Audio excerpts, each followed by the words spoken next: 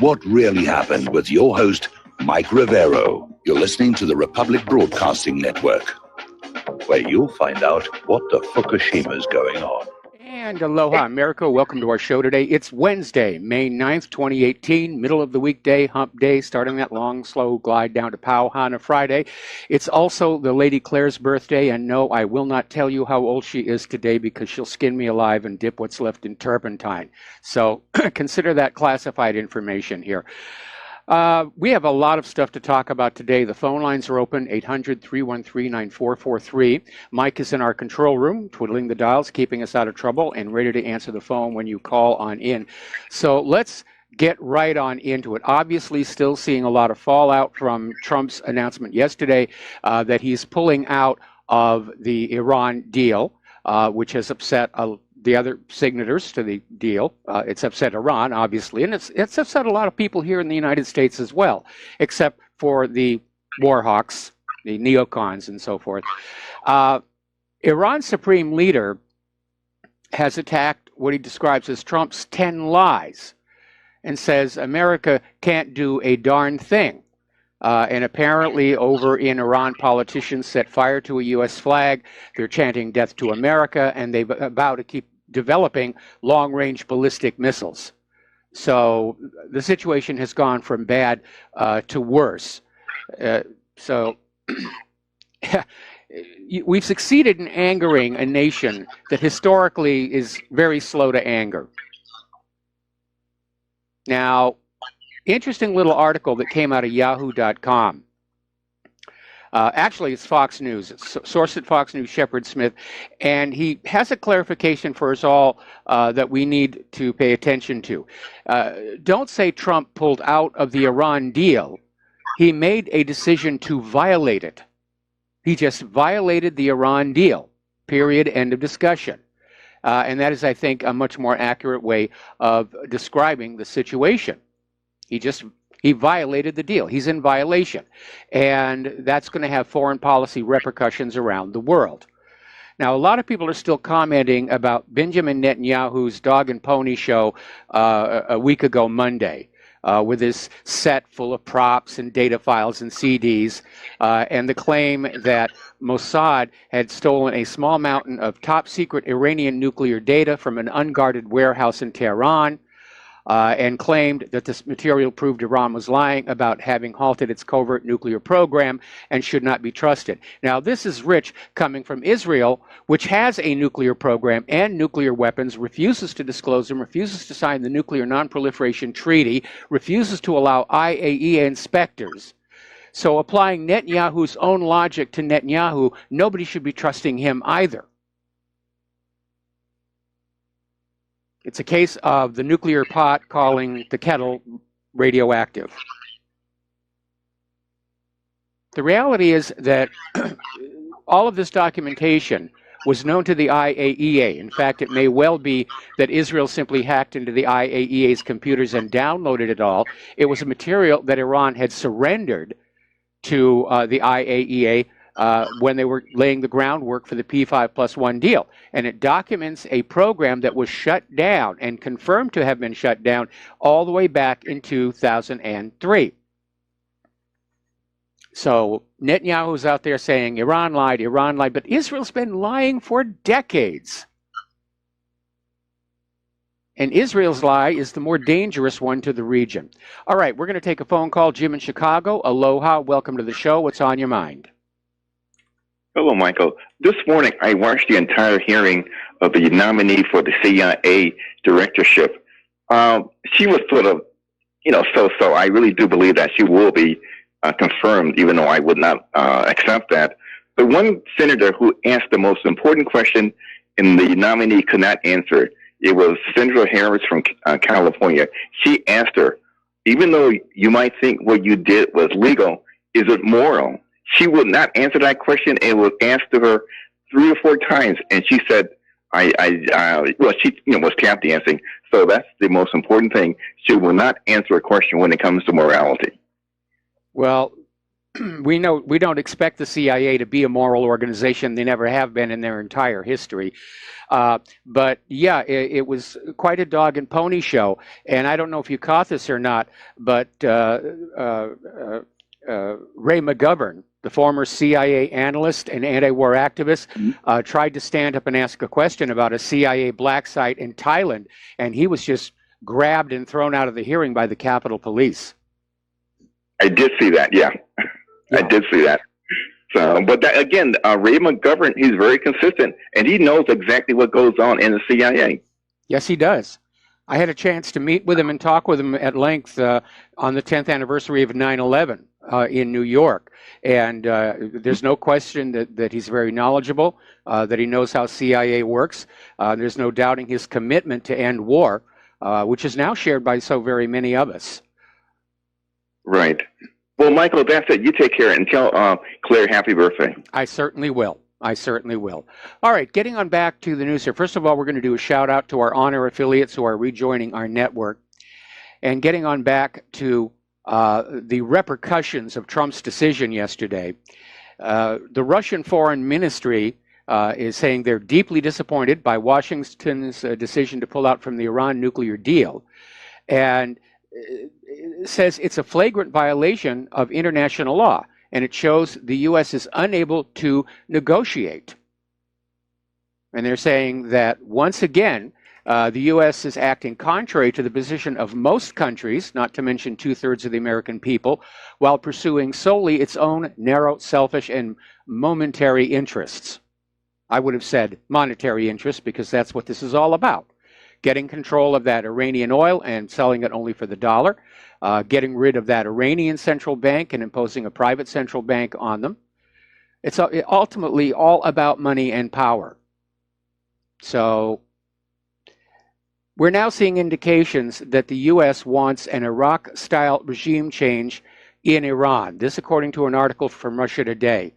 And they're saying that this withdrawal from the nuclear deal is the first step in the American plan for a regime change in Iran, carried out basically as a mirror of the Iraq scenario. This is coming from Middle East expert Sami Ramadani. And if one listens carefully to what Trump was saying, really, the U.S. is not only withdrawing from this multilateral international agreement unilaterally, scrapping it, but it's actually threatening a regime change in Iran. And we all heard his speech. It was bellicose. It was full of all kinds of insults. And the speech was quite reminiscent of George Bush Jr.'s speech before the U.S.-led invasion in 2003. Yet another war launched with lies about weapons of mass destruction. And it's no secret the U.S. has been trying to destabilize Iran ever since 1979, because the U.S. overthrew the government of Iran, Mohammad Mossadegh, in 1953. And Iran suffered under the U.S. puppet rule of the Shah of Iran until 1979, when they were just fed up and said, that's it, we're kicking them out. And the U.S. doesn't like to lose their vassal states. And that's what the hate of Iran is all about. Once you're conquered by the American empire, you stay conquered. Same reason they're still pounding on Yemen. Now, the Speaker of Iran's parliament came out with a scathing review of Donald Trump's decision to pull out of the Iran deal, saying Trump doesn't have the mental capacity for his job. And I don't know about Trump's mental capacity, but again, and I said this even during the campaign, he went into the job dangerously naive about what's going on. He's too easily manipulated by those around him. He unfortunately is proving to be a very weak leader. He's posturing as a strong leader, but he's doing what he's being told by his advisors, especially Bolton. He's surrounded himself with all these war hawks. So the Speaker of Iran's parliament basically ended by saying that Trump's abandoning of the deal was a diplomatic show, and Iran has no obligation to honor its commitments under the current situation. That's certainly true, but there may be a caveat to that. And Larijani said it's obvious that Trump only understands the language of force. Well, that's all the U.S. government has left. They don't have the manufacturing to trade equally with the rest of the world. Nobody wants our GMO agriculture. Our infrastructure's just crumbled. People don't want to invest in here. All they've got left is the war machine. You've all heard the law of the hammer. Give a small child a hammer and everything he encounters needs pounding. Give a president a war machine and every country he encounters needs invading. Same logic. Now, once again, the IAEA is out there saying that Iran is fully in compliance with the Joint Comprehensive Plan of Action. They have been fully compliant ever since that agreement was signed. They are not the bad guys here. Now, Iran is saying that they will quit the nuclear deal without European guarantees. But they are already getting messages from other countries involved in the nuclear deal. They want it to keep moving forward.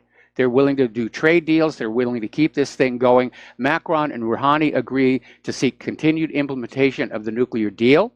Boris Johnson came on out and said, we won't walk away. Germany is saying exactly the same thing. We haven't heard yet from the other members of the P4+1, obviously, but it looks like they're trying to keep this deal put together.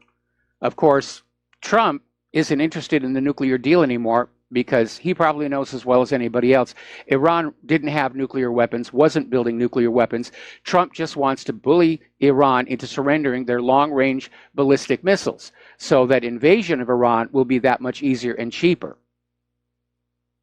Now, the Europeans are warning the United States not to block them from trying to stay in the Iran deal. This is coming from Britain, France, and Germany. They've all issued statements saying the U.S. must avoid taking action which obstructs the rest of the signatories from continuing with the deal. So they're trying to salvage this situation. Unfortunately, the U.S. is already out there strong-arming these other countries to try and cut off all contact with Iran. Richard Grenell, the U.S. ambassador to Germany, basically told Merkel they have to wind down operations immediately in Iran. Just pull whatever business interests you have out. Just get on out, and saying that U.S. sanctions will target critical sectors of Iran's economy. German companies doing business in Iran should wind down operations immediately. Meanwhile, over at the Treasury, Mnuchin is revoking the Boeing and Airbus licenses to sell jets to Iran. Now, I don't know why Airbus, which is a European company, requires a U.S. license to sell to Iran, but Boeing certainly does. So all of you Boeing employees who are about to lose your jobs, because Boeing's going to have to cut back production, you have Trump and his pulling out of the Iran deal to thank for that. Now, the U.S. is threatening to impose penalties on European firms if they remain partners with any Iranian companies or individuals on the sanctions lists. And they're getting ready for with another huge one, more sanctions on everything. So the U.S. is throwing its weight around economically. Now, Europe and the U.S. are economically intertwined. Pardon me. Europe is already saying they are in many ways still dependent on the U.S. If the U.S. starts putting sanctions on Europe, that could cause a major rift between Europe and the United States. All right, let's take another phone call here. George in Texas. Aloha. Welcome to the show. What's on your mind? Hey, how you doing, Mike? The thing is, even I talk to some people in Israel, a lot of people, they think you got to get the chokehold of the Likud party out of the Knesset and out of the Prime Minister office. I've been hearing that a lot. What's that? I've been hearing that a lot from people who are in Israel. And the thing is like they don't want wars. And the thing is, it's the reason why Netanyahu is bombing Syria, or supposedly Iranian bases, because he is ready to go to jail. He's up his eyeballs in corruption.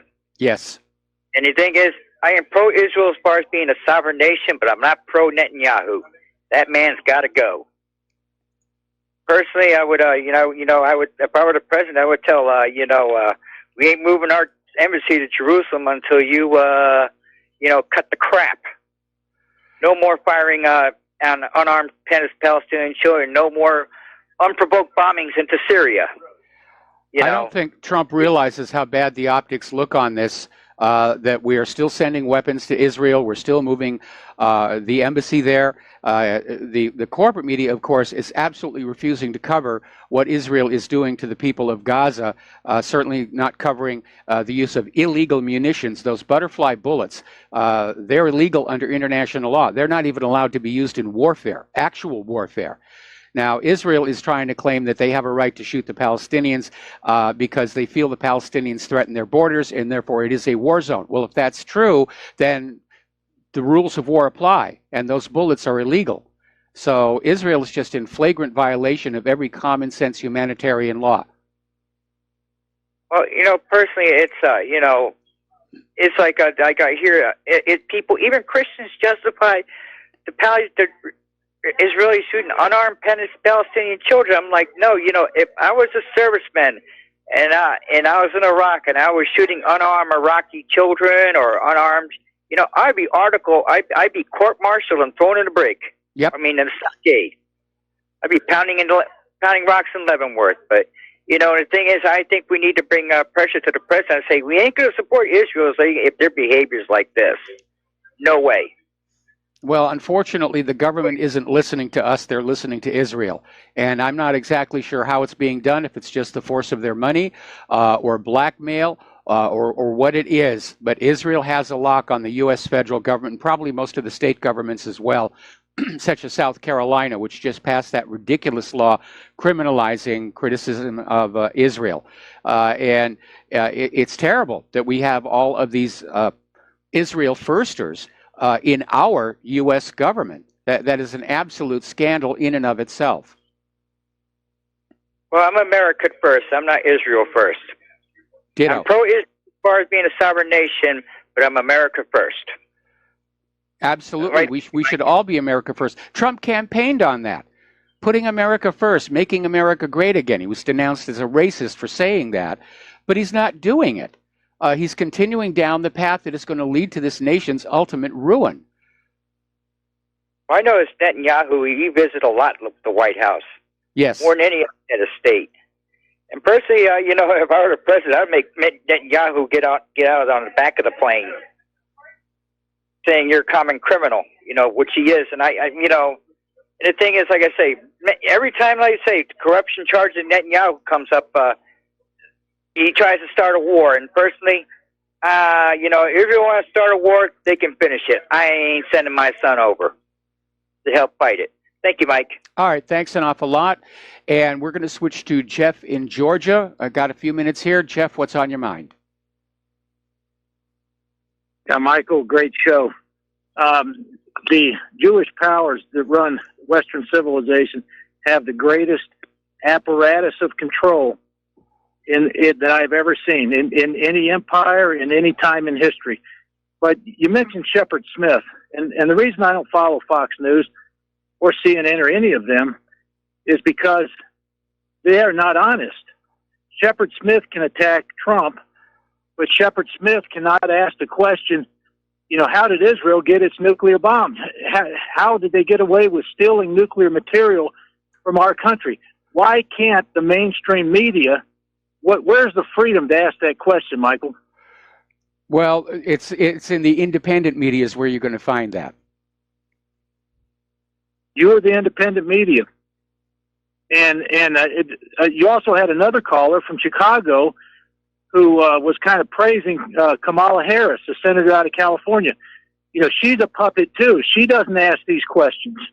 She should be asking the questions, why does the CIA even exist if it's able to get away with a coup d'etat of a president and a soft coup d'etat of Nixon?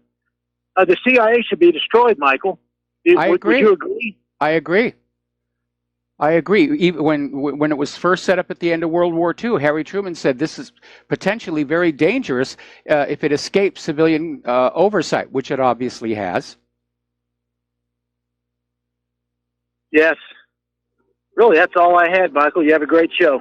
All right, thanks an awful lot. We got to take a break for commercials, and we'll be right back. Aloha, America. Welcome back to our show. We're going to go back to the phones to Mike in Chicago. Aloha, Mike. Welcome to the show. What's on your mind? Mike, are you there? Okay, I do not hear Mike. All right, on to the news here. Okay, yeah, I understand he's not there. So anyway, getting on back to Iran, they took a poll of the Iranian people, and apparently the majority are basically in favor of resumption of nuclear enrichment as a reprisal for the U.S. withdrawal from the Joint Comprehensive Plan of Action. And let's see, 92% of respondents.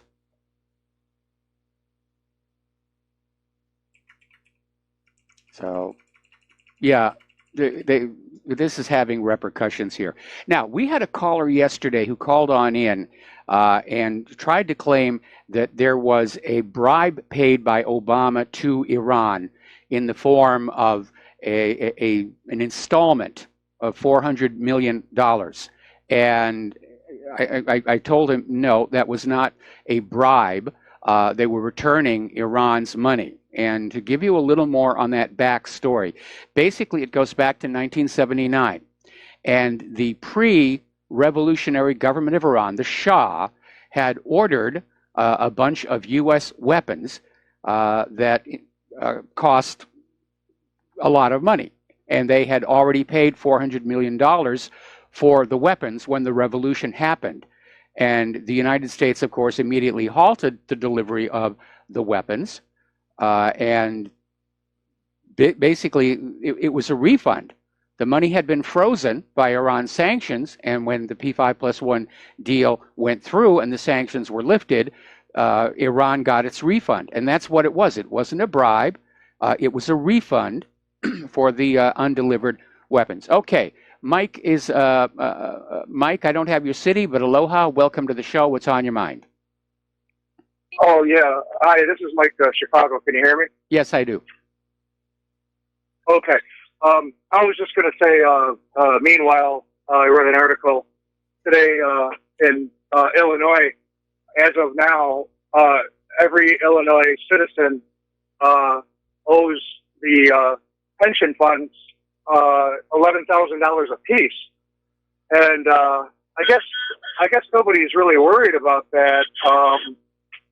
They ought to be. Yeah, I mean, I guess the only time that there's going to be a crisis is when it runs out of money. And then I believe I read another article that disappeared. I don't know how. I was reading about a UPS worker in '08 who lost like 29% of his pension. And I mean, he was already retiring and sort of had to start all over again, really. Him and his wife. So therefore, and then 3 years ago, the Supreme Court of Illinois voted that they're going to have to raise taxes or get the money from other resources that for Illinois, like roads and other things that the state pays for. But you're talking about billions of budget deficit of dollars. Yep. And, the problem with Chicago, Moody's, last time they tried to borrow money, they were just about junk rated. I mean, it's going to be interesting going forward to see what happens. But like I say, I sound like a broken record. I'm sorry. But like I said, I think we're just going to have to wait until there's a crisis. And then everybody's just going to take a 29-30% haircut, on their if pension. Not more. If not more. And that's going to get a lot of people very angry and probably willing to vote the incumbents out. So it's a mess. The crisis is already here. The crisis in pensions began back in 2008. It's a slow motion crisis, kind of like the lava moving out of the volcano on the Big Island. We know it's a problem, but we haven't seen how far it's going to go. But the crisis is here. This economy's been driven off of a cliff, and at this point it's unrecoverable because of the huge amount of debt coupled with all the war spending. Right, I'm right on board with you about these wars and all in the military budget. But another thing, I hate to be the bearer of bad news, man, but the student loans just hit a milestone. I believe it's $1.5 trillion. Yes. And to me, that's a whole generation of debtors that aren't going to be able to get a foot up, because you know as well as I do, many of those jobs are not available. That well-paying jobs that they actually went to school to pay for. Yep. So anyway, yeah. Well, you know what? Maybe we won't be able to get rid of these wars until we do have one of these dominoes to fall. I think that's what's going to have to happen. We're going to have to see the economy and the government collapse, and that will bring, hopefully, peace to the world. Except Israel will simply find another nation to parasitize and fight its battles for it. Anyway, listen, Mike, got to let you go. We got to take another break for commercials. We'll be back with more phone calls after these few words. And aloha, America. Welcome back to the show here, and we're going to take 2 more phone calls, then we're going to close the lines because I got a lot of news to get through today. So let's go to Dennis in Indiana. Aloha, Dennis. Welcome to the show. What's on your mind? Aloha, Mike. Hey, Mike, like your wife Claire, I'm a Christian, so I'm a believer in Jesus. And I believe we're in the end times, and I believe that God is going to protect Israel no matter what, because Jerusalem is where Jesus is coming back on the Mount of Olives. Let's get past this point. Who's to say that you said there's a satellite that goes over our United States once every 12 hours from North Korea? I don't recall when I said that, but I mean, maybe it was Mike Herzog, I think. I think you heard that from someplace else, and I don't know whether North Korea does or does not have a satellite in polar orbit, but there are a lot of satellites up there.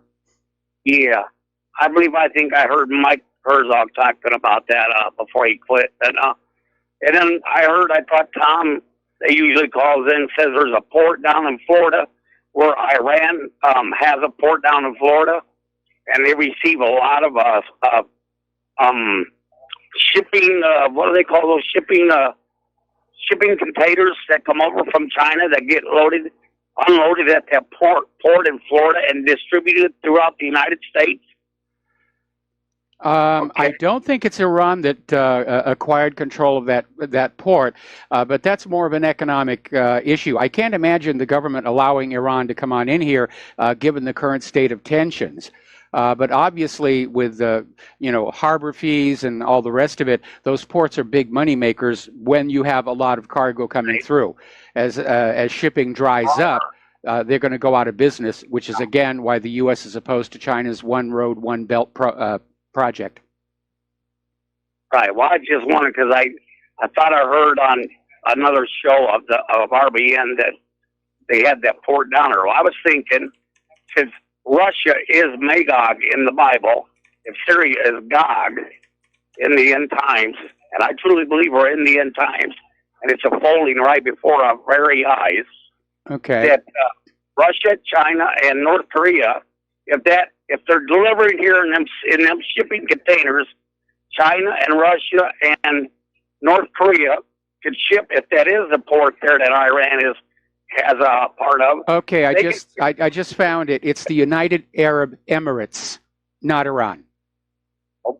Okay, but I'm just saying that Russia and China and North Korea all of a sudden could, if they do truly have that satellite going over our nation once every 12 hours, they could be putting nuclear devices anywhere in any of those shipping containers, and it taking them to all our major cities in our country. And then anytime when they get ready, before if they decide to go into Iran and all that, they could actually, if that satellite can do it like a laser or a certain electromagnetic. Okay. I think you give North Korea's space program a little bit too much credit. They do have some decent medium-range launchers, but any satellite North Korea would be able to put into orbit would be a very, very small one because of the limits to their largest rocket. It takes a big rocket to get anything significant up there. Okay? I was thinking, with the help of China and Russia, all three of them together with their technology, Plus, with the Russia technology, doesn't want war. Russia doesn't want war. China doesn't want war. North Korea doesn't want war. Take a look over the last 18 years at which country it is that is constantly invading, bombing, and drone striking other nations. We're the aggressors. We're the bad guys, not Russia, not China, not North Korea. They just want to be left alone to live their lives, raise their kids, carry on with commerce. That's all. Okay? Yeah, I do that too, but okay, well, Dennis, thanks an awful lot for the phone call. We're going to let you go, and we're going to switch over to Peter in Los Angeles. Aloha, Peter. Welcome to the show. What's on your mind? Hi, Mike. Hi. Listen, it's tough to follow that one, but yeah, I think he was drying his hair in the microwave oven this morning.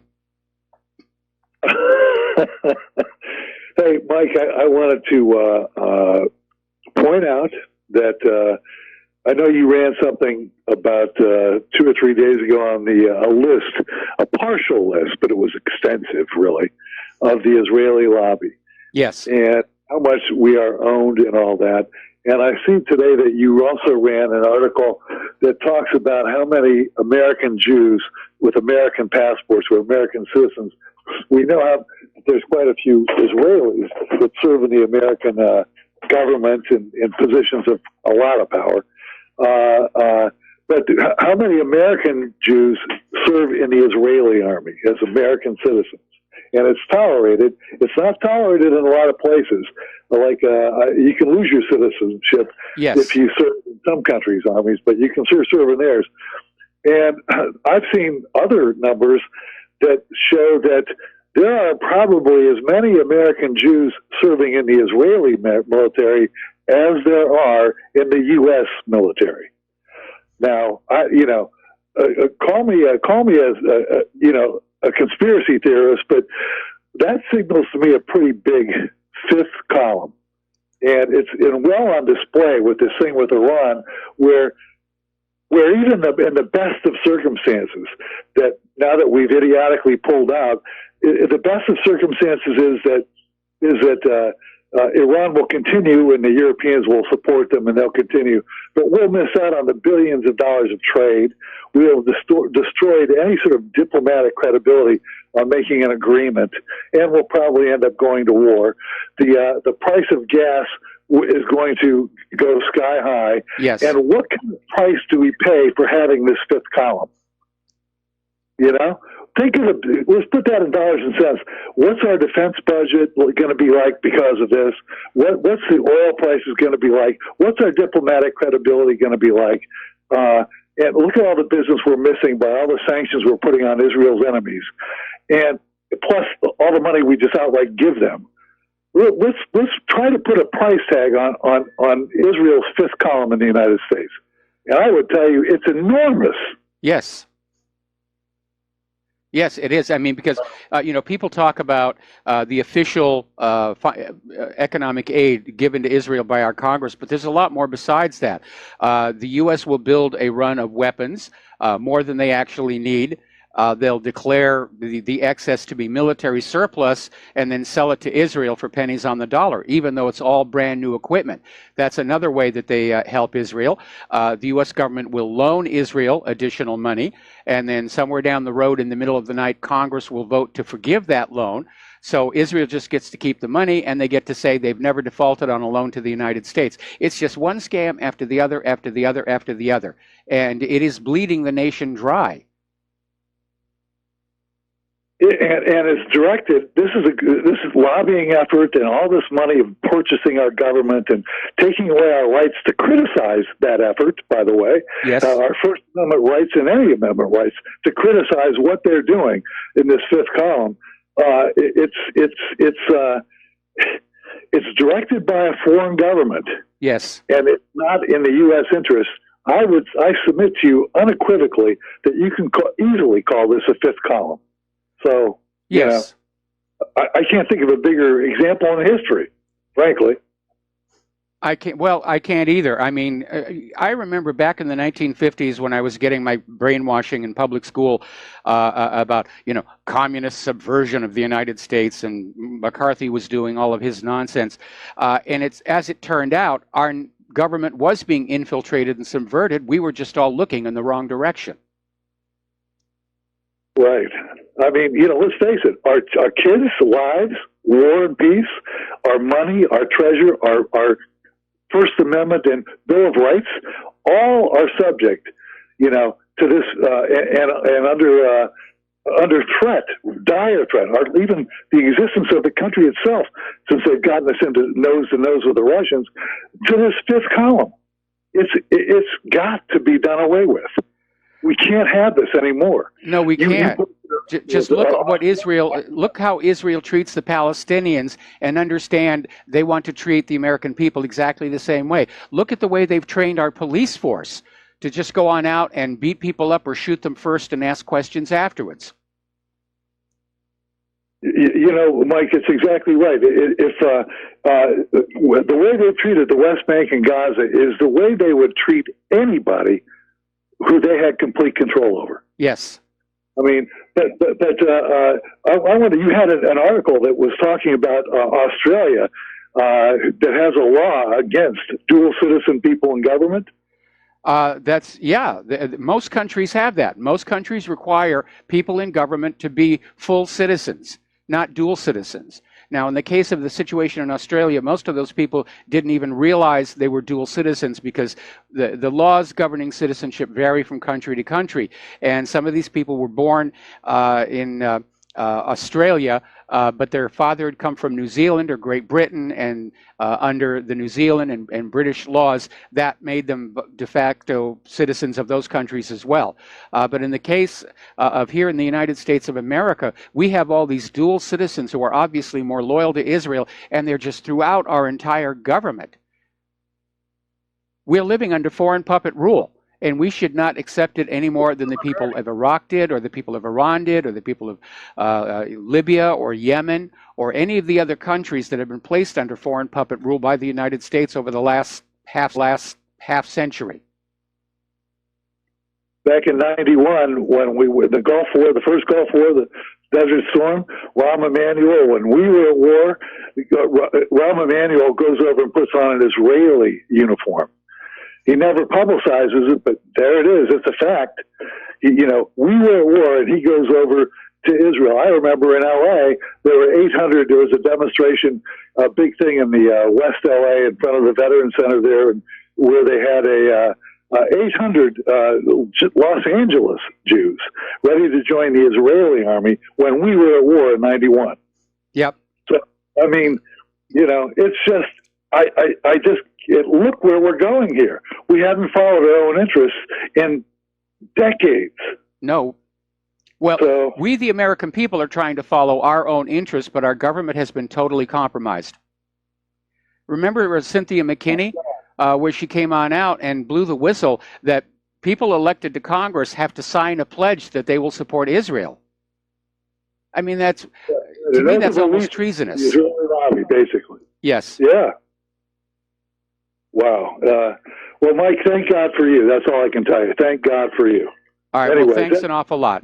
And we're going to let you go here, and we're going to take one more call from Steve Elkins. Steve, thank you for waiting patiently. What's on your mind? Well, I was a little bit disturbed by what I heard before Peter, and the caller suggested that the end of times, that we'll all be doomed and Israel will be saved because they're the chosen people. Basically, that's what he was saying. And I'm a little disturbed by somebody who actually believes that the rest of the world are second-class citizens and that the Israelis are the chosen people.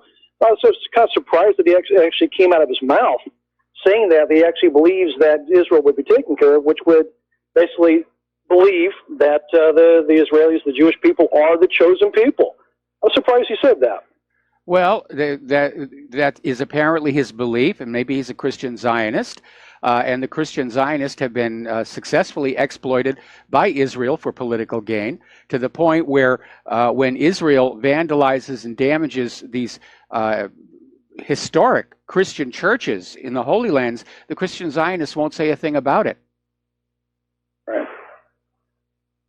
That's disturbing. I'm not sure why he even listens to RBN.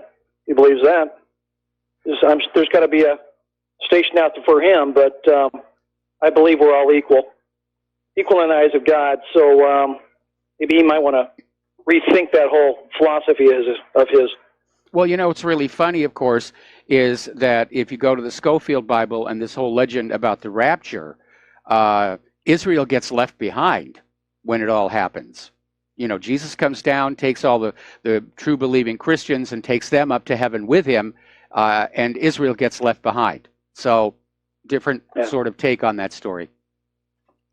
Hey, thanks, Mike. Appreciate it. All right, thanks an awful lot. We're going to close the phone lines here because I've got a lot of news to get here. Getting on back to Iran. John Bolton is out there saying that President Trump's decision to withdraw from the Iran nuclear deal isn't part of a broader plan to attack the country.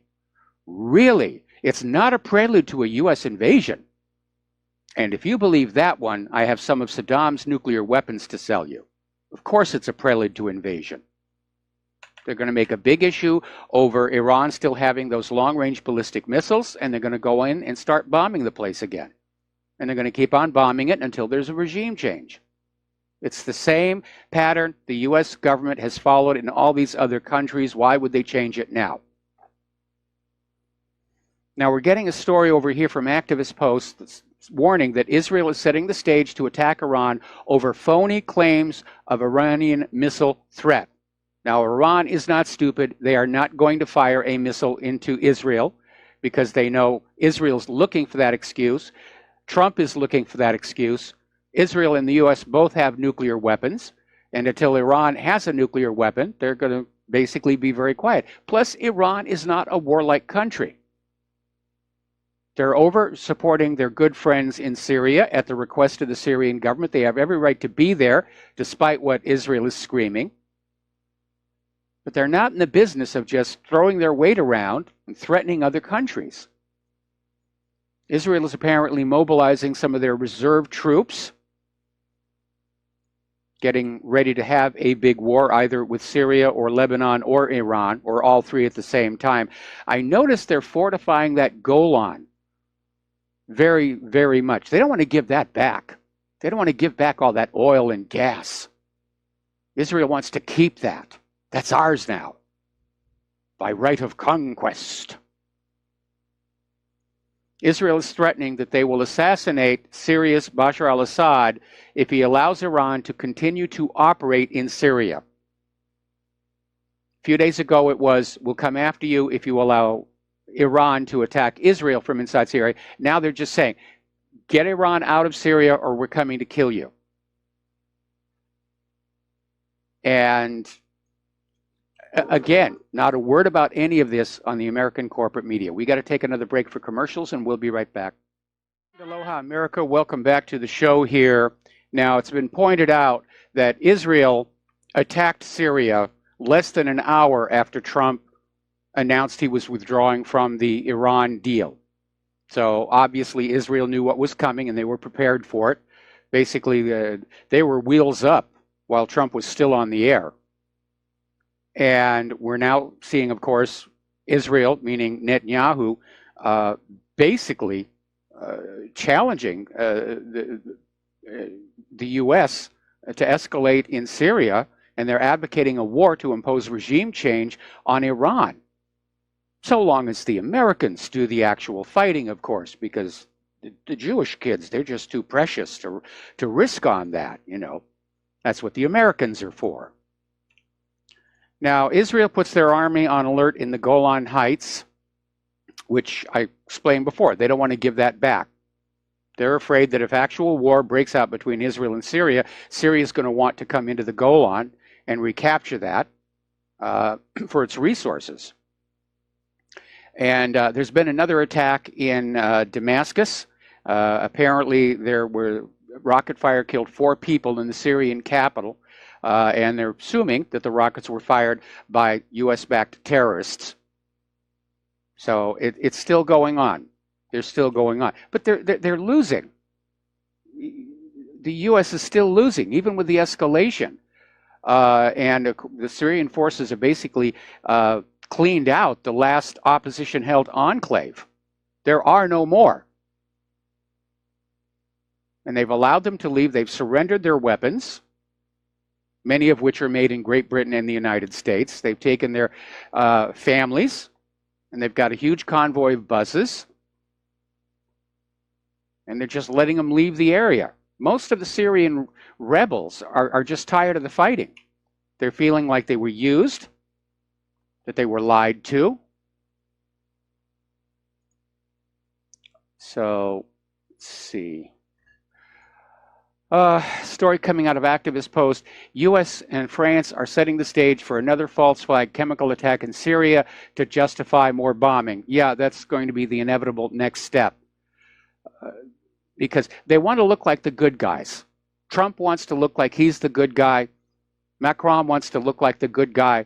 Well, we have to do more bombing, into Syria because Assad is gassing his own people, which is as big a lie as Saddam has nuclear weapons.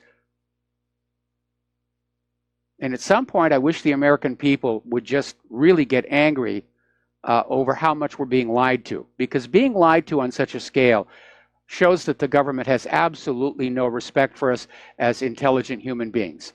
They think we're all morons that are just going to go on believing the propaganda, no matter how much W catapults it forward.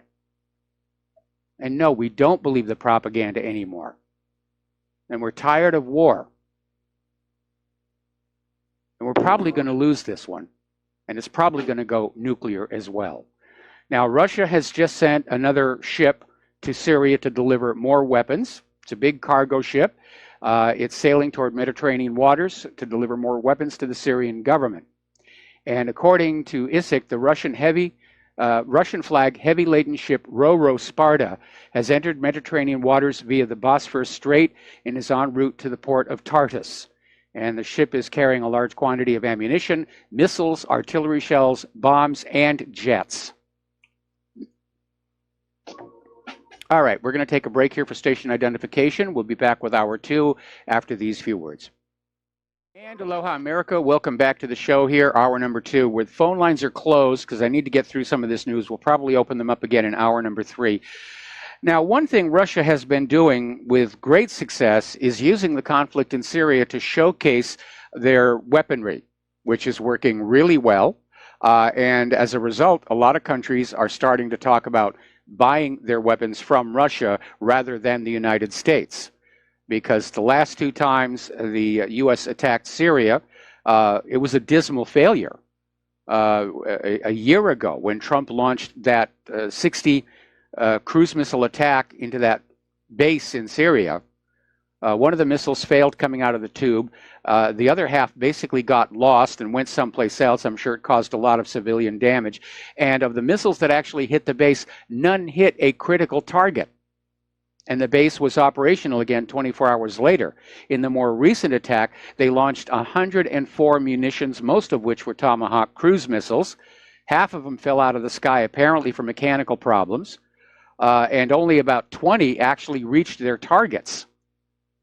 That's a very poor performance for such an expensive weapon. So Russia is using Syria as a sales tool. And one of the things that they are using in Syria is the Uran 9, and it is a robot tank. It's armed with a 30-millimeter cannon on top, in a turret on top of a small tracked body. And there's no human beings inside. And it can be remotely controlled, or apparently it can operate autonomously. So, isn't that cute? U.S. forces have set up a new base in Manbij in northern Syria after Turkish threats to march on the town. So Turkey continues to be a bit of a wild card. And of course, the U.S. is still talking about breaking off a chunk of Syria for a new independent Kurdistan, something Turkey does not want to have happen. So we have all these different players in the Mideast. They all have different agendas. There's no easily seen one side against the other. It's a lot of different players in there shooting at each other. And Paul Craig Roberts came out with an article which basically nails the whole situation. We can dismiss all hope of Trump's campaign promise to pull out of Syria. Yeah.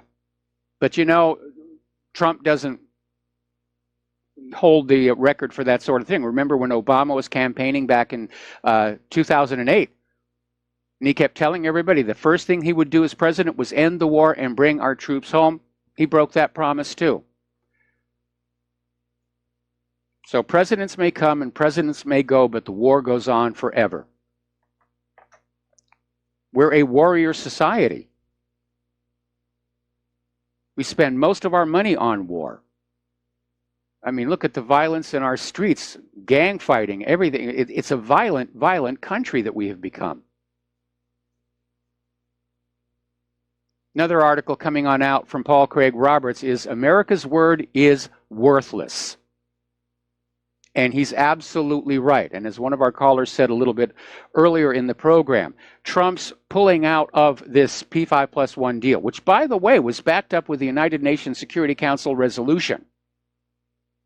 It violates international law, and it basically sends a message to every other country on earth that you cannot take a promise made by the U.S. government at face value. You should not. Because somewhere down the road, you are going to be disappointed. So, Paul Craig Roberts goes on to say that President Trump has revealed that his regime is totally in the hands of the Zionist warmongers. And he's absolutely correct about that. Meanwhile, over in Yemen, Houthis claim a missile attack on Riyadh, and Saudi Arabia says they intercepted 2 missiles in the skies over the city, but the rest may have come on down. There are reports that explosions were heard on the ground. So let's just say it's a world war. It's a world war. We haven't had a big bang like a Lusitania or Pearl Harbor to announce it, but at this point I think it's pretty obvious we're there. Maybe the theory is it's a slow motion world war. If we do it slow enough, nobody will notice. Well, we've noticed. We are noticing. People are now looking at Ukraine, and last month there were indications that Kiev was planning a new major offensive in the Donbass this month. And they're not really sure when it's going to start, but the preparations are clearly being made.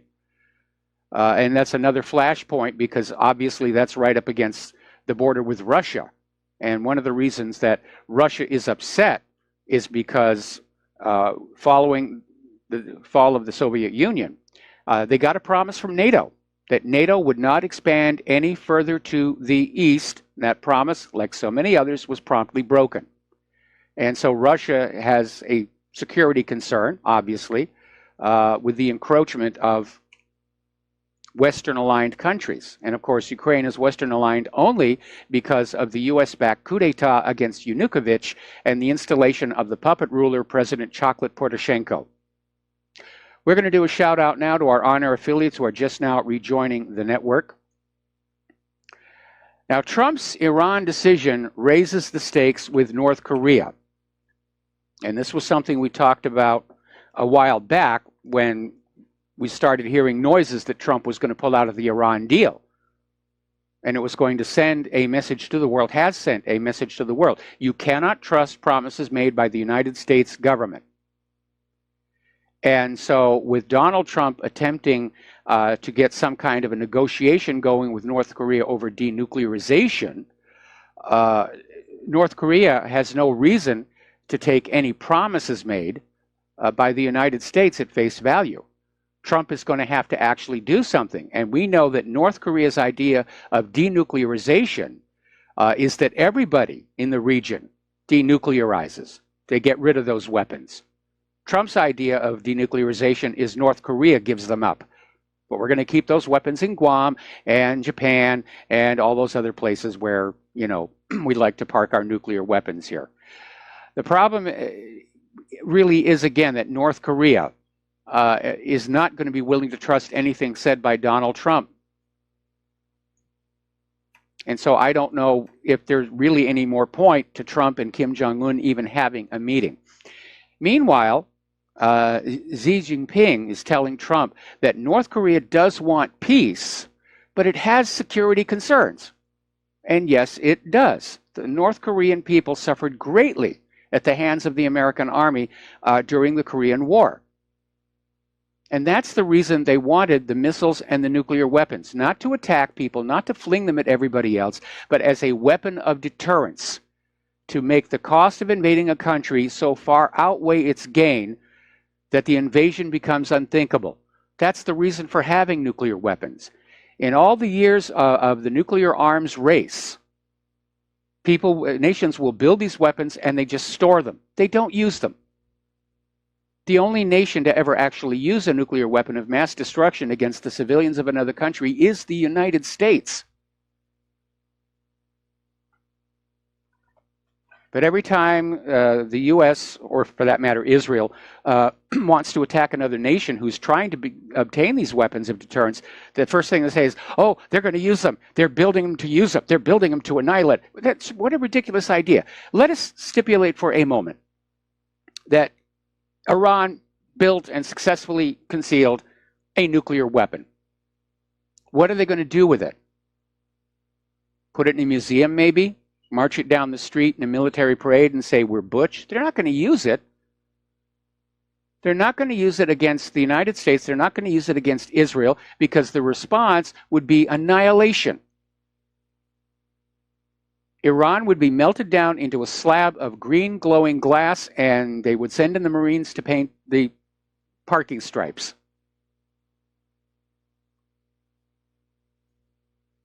Now, I look at the moves toward reunification in Korea. The U.S. doesn't want that to happen, but it looks like Moon Jae-in and Kim Jong-un are definitely getting together on this. And they want to formally end the Korean War after all these years, get rid of that DMZ, and just start being friends and neighbors and eventually one country. And if they do that, the U.S. doesn't have a justification for going into North Korea, which is why there's some speculation and that the U.S. might find some pretext to attack North Korea even before the Trump-Kim Jong-un meeting. And when asked about this at the United Nations, Nikki Haley said it's not off the table. Now, North Korea's Kim Jong-un is saying he's very pleased that the North Korean relationship with China is at a high point. So Kim Jong-un is on a charm offensive. He's going to all these regional countries and he's saying, look, we're just trying to save ourselves from invasion. And we're not the bad guys here. So we'll see what happens there. So here's an article out of Market Watch, and it's saying what I was just saying a few minutes ago. It's not just Iran and North Korea. Denuclearization means the U.S. too. And there are two types of foreign policy, one based on the principle might makes right, and one based on the international rule of law. The U.S. wants to have it both ways. They want to hold other countries accountable to international law while exempting itself and also, of course, Israel. And again, this kind of hypocrisy and double standard is very damaging to our foreign policy. Nobody's going to negotiate with us. Nobody's going to trust us. We can't strike deals. Nobody's going to take our word for anything. Now, North Korea has gone ahead and released the 3 U.S. prisoners as a sign of goodwill. They had been arrested for espionage. And, of course, the corporate media was saying, oh, they weren't spying. North Korea is just being evil. But they've now been released and they've come on back home. Okay. Now, China is getting a little testy over the issue about where its territory is and is not. And at issue is not just Taiwan, but Hong Kong and Macau, which used to be, British leaseholds. And apparently, international airlines have been told by China to remove all references on their websites and another material that might suggest Taiwan, Hong Kong, and Macau are separate or independent from China. Now, for Taiwan, yes, they see themselves as independent. The situation is a little bit more murky with Hong Kong and Macau because they do have their own semi-autonomous government and economy left over from the British colonial days. but they do see themselves as part of China. But that's another area where tensions are ratcheting up. Now let's go on over to Israel. A while back, there was this horrible video that came on out where an Israeli soldier was caught on video killing a wounded Palestinian who was lying on the ground and presented no threat. And the Israeli soldier just walked up casually and shot him. And the soldier, Elor Azaria, was initially sentenced to 18 months in prison, but he has now been released after just 8 months. Now, in this country, that kind of an action, killing somebody who's on the ground and not a threat, would be defined as, at the very least, manslaughter. And you get a lot more than 8 months in jail for that. But again, under Israel law, killing of Palestinians is no big deal. Israel continues to show the world their true nature. Soldiers from what Netanyahu likes to call the world's most moral army apparently raided and ransacked the homes of 2 Palestinians in Hebron, stealing 20,000 shekels in the process. Now, more and more people are starting to ask, are those Israeli snipers who are shooting Palestinian protesters in Gaza really protecting the border? Well, no, because the Palestinians are staying on their side of the fence. They don't have any weapons. They're completely unarmed. They're just protesting. And the snipers have been shooting at Palestinian women, children, and men, young and old alike. They're shooting at the journalists. They're shooting at the medical aid workers. They're using these hideous butterfly bullets, which are, if they're not lethal, they cause grievous bodily damage. And this kind of ammunition is illegal to use in time of war, and certainly should not be considered legal to use on a civilian population, which is what the Palestinians are. Now, the Red Cross is calling on Israel to respect the Gaza medical crews, because apparently one of the latest tactics the snipers are using is they'll shoot a Palestinian in the leg, and when the Gaza medical team shows up to evacuate them, they shoot the medical team. Not a word of this on the American corporate media, by the way. We've had another incident where the settlers are dumping their wastewater, meaning their sewage, onto planted Palestinian land. This happened in the town of Beit Umar to the north of the southern West Bank city of Hebron. And this is something that goes on a lot. And this illegal Israeli settlement of Gush Etzion dumped their wastewater into an agricultural land planted with grapes in order to destroy the crop. And it's basically trying to get the Palestinians to abandon the land as a prelude to seize it for expansion of the settlement. Now, normally, what honorable, ethical, moral people would do is go to the Palestinians and say, we would like to buy your land, and we will give you a fair price for it. But that's not the Israeli way, after all. Israel has now expelled a Human Rights Watch official. They basically revoked the work permit of Omar Shakir, who's the director of the Human Rights Watch office in Jerusalem, and they've ordered him to leave the country within 14 days. And Israel's Strategic Affairs Ministry said the reason was Shakir's support for the boycott, divestment, and sanctions movement. But Shakir said the real aim is they're trying to muzzle dissent. Both may be true. Meanwhile, up at the United Nations, Nikki Haley is back out there trying to stop the UN Security Council from moving forward with a resolution on what Israel is doing to the people of Gaza, saying that the UN is being abusive and they're bullying Israel. You know, and apparently it got very heated, and literally she started yelling at people. She was yelling at everybody. You hate Israel. You're all a bunch of Jew haters, or whatever it was she was saying. And she just said it was so upsetting to her that the United Nations could find any fault with Israeli snipers using butterfly bullets on unarmed Palestinian protesters that she just had to yell at everybody. And then she went on to say that the U.S. has the back of Israel, and if they're going to mess with Israel, they had to mess with the United States. Israel is dragging the United States down into the sewer with it. Everybody looks at Israel's crimes, and they see the United States as Israel's enabler. We share the guilt. We share the guilt because the U.S. supplies the weapons. We share the guilt because the U.S. government protects Israel from repercussions. We share the guilt because our corporate media won't report on any of this.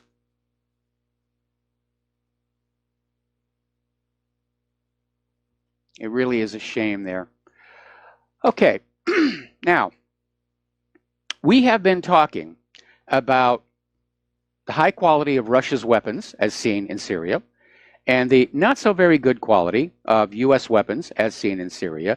And now we're hearing that the latest nuclear aircraft carrier, the Gerald R. Ford, $12 billion, the Navy's costliest warship, has had a major breakdown of its propulsion system involving a component called the thrust bearing.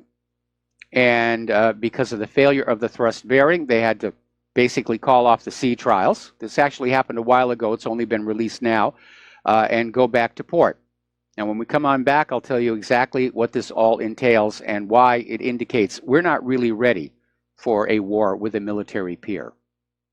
Aloha, America. Welcome back to the show. And we're talking about the latest embarrassment to the military-industrial complex, the Gerald R. Ford. Nuclear-powered aircraft carrier, $12 billion, and was out at sea trials a while back. We're just now finding out about this. And it suffered a major failure of what is called the thrust bearing. Now, for those of you who are not boating enthusiasts, the thrust bearing takes the forward pressure on the propeller shaft generated by the propeller and transfers it directly to the hull so that it's not pushing on the engine itself.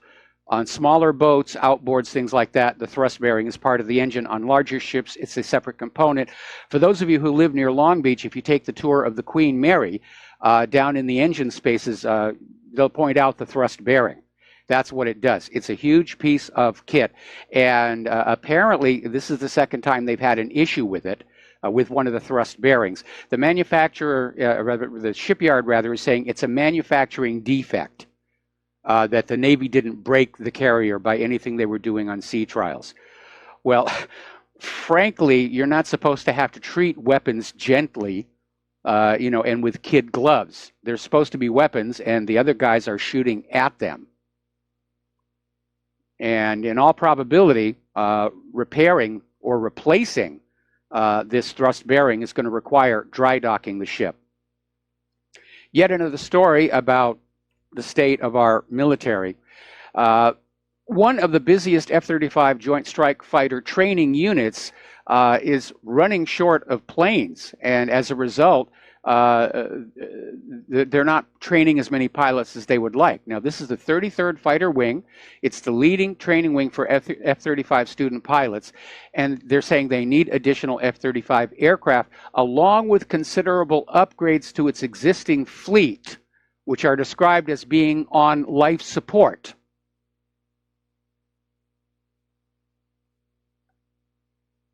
So, and what's really amazing, of course, is they're training these pilots to fly on a version of the aircraft that is not actually ready for combat. It's still missing a lot of its systems. The software for the aerial cannon, is supposed to be ready sometime next year. There was a real embarrassment when they mounted and test fired the cannon. It actually deformed the airframe. So they had to go back and fix that. Whatever happened to good engineering? That's what I want to know. Okay, as you're probably aware, there have been a string of fatal air crashes involving Air Force aircraft. The most recent one involving a WC-130 Hercules that killed 9 airmen from the Puerto Rico Air National Guard. And so they're ordering a safety stand down for all aircraft. It's going to be on a rotating basis, so it's not going to happen all at once. But they just want to take a look at the aircraft and inspect them and see what is really going on. What's really going on is the military are running out of money, as much money as they have. $700 billion this year alone. They're spending so much of it, they're running out. And back in 2013, the U.S. Air Force actually cut the maintenance budgets. Well, what happens when you take these very complicated, very delicate, apparently, weapon systems, and you cut their maintenance? They start falling out of the sky. And we're not ready. We're not ready. We get into a war with Russia and China, it's inevitably going to go off. It's going to go nuclear. On the day when the U.S. government realizes they cannot win conventionally, they'll hit that button. They'll turn the keys. Another little article out of Paul Craig Roberts. I really do like his writings. We've had him on the show. I should get him back here. The article says, once upon a time, long ago, truth was important. And he's basically saying that people in other country, and even the American people, have come to the conclusion that the U.S. today is a less free and less aware society than the societies in the dystopian novels of the 20th century or movies like The Matrix or V for Vendetta. They're being lied to constantly by the media. I think they're waking up. The polls are showing that they're waking up. But the real issue is that we've just gotten into the habit of being tolerant of lies by government and the corporate media. People today somehow seem to accept this is okay, this is normal.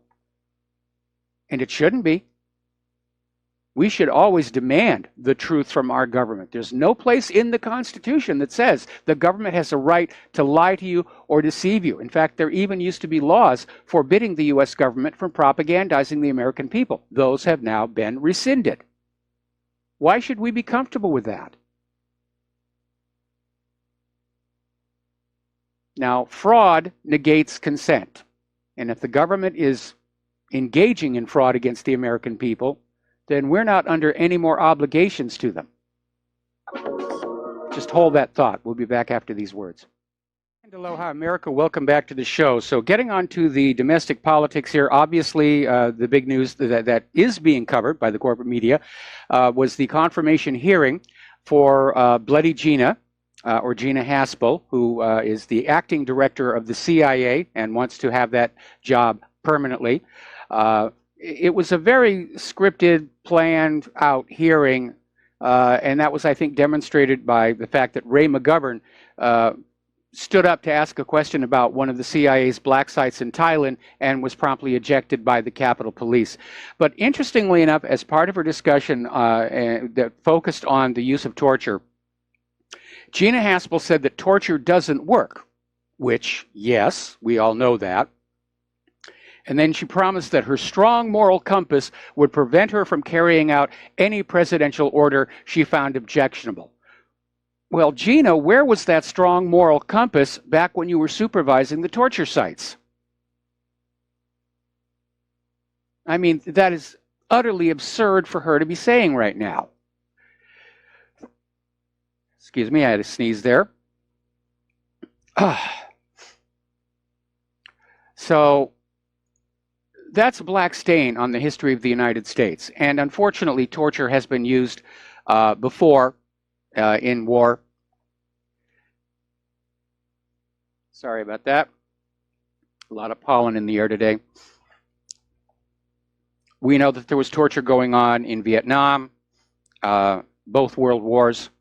It is despicable. But Haspel is correct. It doesn't really work. Will make the pain stop. And you need to understand the severity of this. The U.S. government tortured innocent Iraqis to death to find Saddam's nuclear weapons, which never existed. Think about that one for a while. Just imagine being that Iraqi who's being tortured, and you know there are no nuclear weapons. What are you going to say to stop the pain?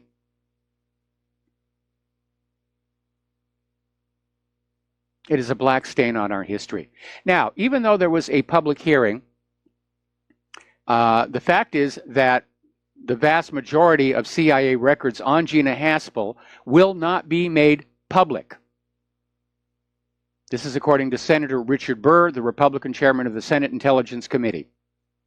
So you don't need to know any of that, and anybody who complains will be waterboarded. So let us get to the case of Khalid Sheikh Mohammed, who admitted to being the mastermind behind 9/11 after being waterboarded only 183 times and having to listen to the screams of his children being bitten by insects. So, of course, he's got to be guilty. He admitted it, right? Well, he actually applied to try and tell the senators about what he knows about Gina Haspel, and unfortunately, of course, that was not allowed to happen. Meanwhile, there's another story that came on out about one of the other prisoners in Gina Haspel's black site, named Abd al-Rahim al-Nashiri, 37-year-old Saudi, and basically was being waterboarded and tortured and abused, and he confessed to being a terrorist for Osama bin Laden. He confessed to the bombing of the USS Cole. He confessed to the assassination of Abraham Lincoln. He confessed to personally nailing Jesus to that wooden cross. And in the end, when the Senate was looking at all of this, they came to the conclusion that most of the people being tortured were in fact just making up stuff to stop the pain. According to a new CBS News poll, the majority of Americans are now saying that this Trump-Russia investigation is politically motivated, that it is not legitimate, it's not valid. It's time for it to end. It is a hideous waste of time and money that could be used on actual real problems. And it's going nowhere. They're not going to find anything. I mean, they're down to this situation with, you know, they're going after Stormy Daniels. And apparently Stormy Daniels' attorney has been accused of transferring hush money to Michael Cohen. That one blew up in their face because it turned out that at least part of the payments they had on their little list went to a different Michael Cohen. It's actually a very common name, and they didn't check it out.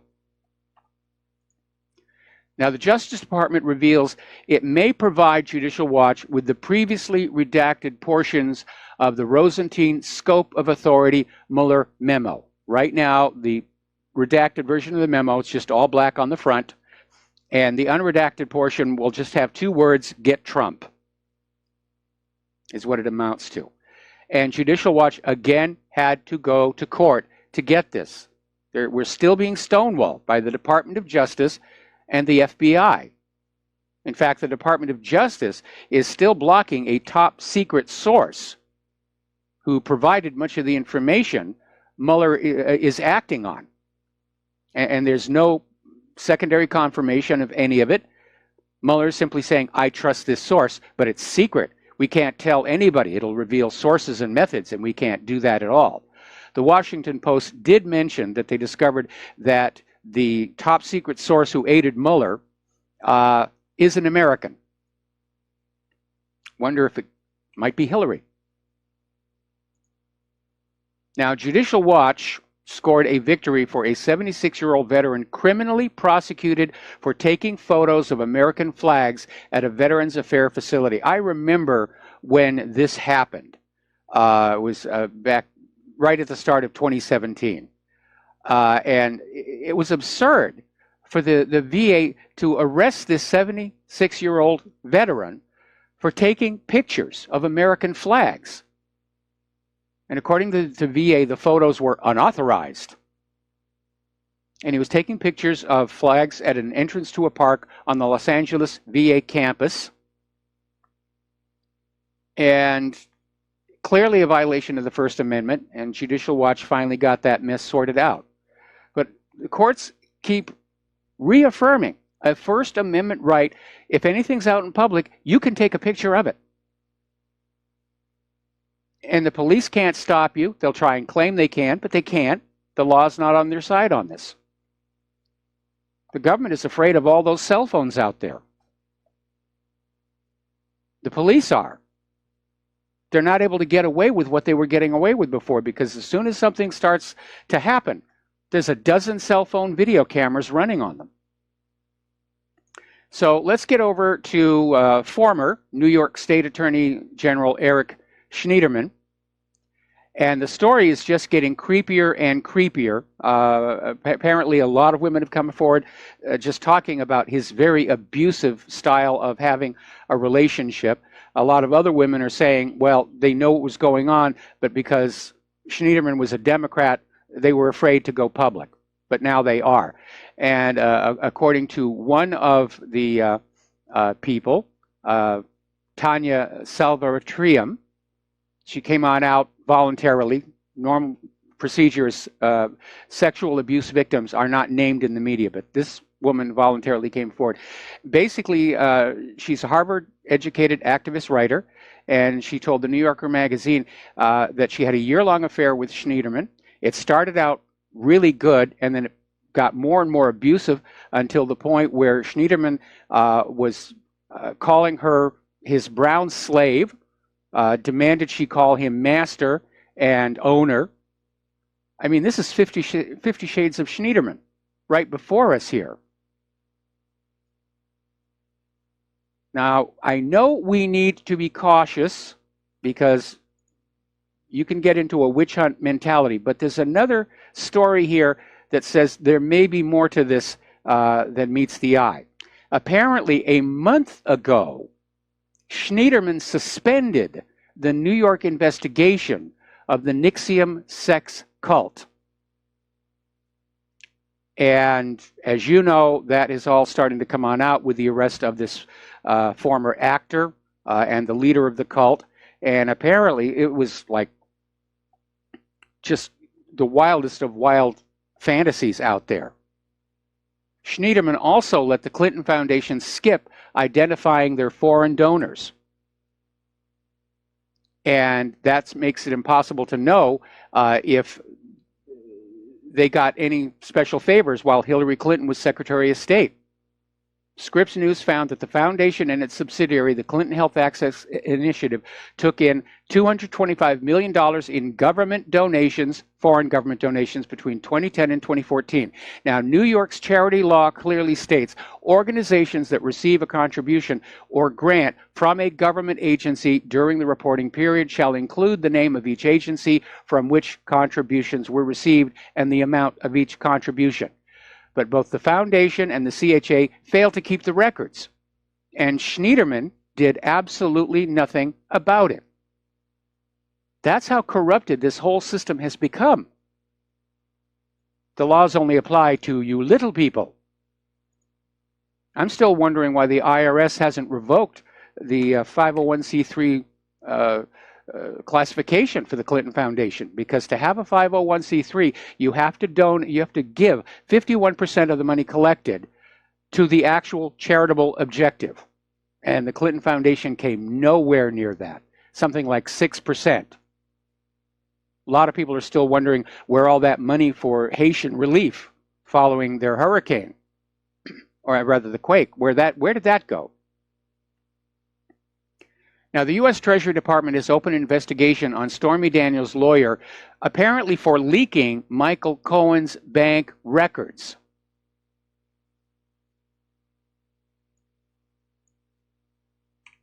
Just no standards of ethics or decency anymore. They're in a panic. They're fighting with everything that they've got. And again, they don't care about the law anymore. It's just not an issue. It's win at all costs. The only sin is losing. Here's some good news. Over in Oklahoma, the Oklahoma Supreme Court has upheld the voter ID law. Now, this law was approved by state voters in 2010, and during 2016, Democratic lawyers for Hillary's campaign, went into Oklahoma and challenged the law on grounds of constitutionality. And as a result, during 2016, Oklahoma didn't actually have voter ID requirement. But the Oklahoma Supreme Court has said, of course, it's constitutional. And they came on out and said, requiring voters to show proof of identity serves to protect the integrity and reliability of the electoral process and prevent in-person voter fraud. Yes, that's exactly the reason for having that. And that's exactly the reason the Democrats want it to go away, because they're counting on illegal immigrants to put them over the top in November for the House of Representatives. That may not happen. The poll numbers are shifting away from them. And so ownership of the House in November is very much up in the air, absent massive cheating on the part of the Democrats. Now, Trump is very upset over the media's portrayal of him. He's not happy. And he's saying there is so much negative bias against him that he's actually toying with the idea of yanking press credentials from reporters so they can't get into the White House briefings anymore because of all the fake negative news that's coming from the corporate media. Well, Don, try giving credentials to the independent media. We're probably going to be a little bit more honest and fair and accurate than the corporate media. Getting into the economic news here, Putin is out there saying that Russia needs to break away from the dollar, and Russia is diversifying its international reserves even further than they already have. They want to basically have less dollars in their foreign currency reserves and more, I presume, yuan. Another article over here from the Daily Coin, another step towards the collapse of the petrodollar. And they're talking, of course, about the fact that the new Chinese oil futures are settled in yuan. And we're seeing this continuation. This is Chinese yuan oil future is the next step in China moving completely away from the Federal Reserve note and the world reserve currency system. And what we're getting at, what we're already at, is a multipolar world with several currencies being used for international trade. And that is, of course, what the United States fears most. Because in a country where we've lost our manufacturing, in a country where nobody wants our GMO agriculture, charging interest on US dollars used around the world is the only thing really keeping our economy going at this point. And the more countries stop using the dollar, then that interest revenue gets cut off. And we don't have enough manufacturing output to keep this country going. It's really past the point of no return. It can't be fixed here. Global oil prices have skyrocketed ever since Trump's announcement that he is leaving the Iran deal. It skyrocketed to its highest in more than 3 years, just 12 hours after Trump made the announcement. And the Brent crude hit $77.20 per barrel. It's getting very, very close to that $88 per barrel that Saudi Arabia wants to try and balance their budget. So the next time you fill up your car or truck and you get a shock looking at that gas pump price indicator, you can thank Trump for that. All to make Israel happy. High gas prices, Boeing workers out of a job. Yeah. Absolutely no concern for the damage being done to ordinary people. Meanwhile, Senator Marco Rubio is out there saying there's no proof at all that the Trump tax plan poured money back to workers. And he's basically saying there's a lot of thinking on the right that if big corporations are happy, they're going to take the money they're saving and reinvest it in American workers. In fact, they're using it to buy back their shares. A few gave out bonuses to management, but there's no evidence whatsoever the money's been poured back into the American worker. You know what this all was? This was a repeat of Reagan's trickle-down economics. And I don't know about you, but I'm tired of being trickled on and being told it's an economy. We're going to take another break for commercials, and we'll be right back. Aloha, America. Welcome back to the show. And yes, we are going to open up the phone lines again here because they got through most of the really important stuff. We're still talking about the economic news here. And as you know, the U.S. and China are in negotiations to try and head off a trade war, which was sparked by Donald Trump's imposition of tariffs on Chinese goods. But the negotiations are not going very well because the U.S. is making what China considers to be very unrealistic demands, in fact, impossible demands. Basically, the USA wants China to reduce tariffs to the level of corresponding American tariffs. They want China to remove all restrictions on U.S. investment in certain sectors of the Chinese economy. They want China to stop cyber attacks on the United States. They don't even know where the cyber attacks are coming from. So that's a non-starter.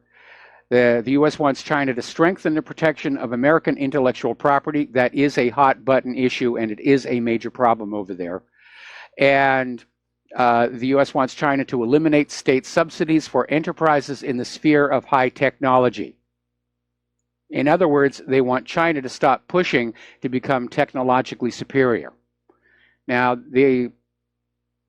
over at What Really Happened, one of the members posted this interactive graphic about the nations of the world based on various measures. And again, in the spirit of that series premiere for HBO's The Newsroom, we're not the greatest nation on earth anymore. And China is leading us in a lot of areas, especially high tech. The world's most powerful supercomputer is in China. In fact, I think the top 3 most powerful supercomputers are in China. And so this demand to stop Chinese subsidies for the development of high tech, China will never agree to that. All right, let's take a phone call. Dustin in New Jersey. Aloha. Welcome to the show. What's on your mind? Yeah, Mike, did you hear about the fighting going on? The Syrian Arab Army has struck back into the Golan Heights. Okay. There's some loud explosions going on in northern Israel. Oh, boy. I hadn't heard that.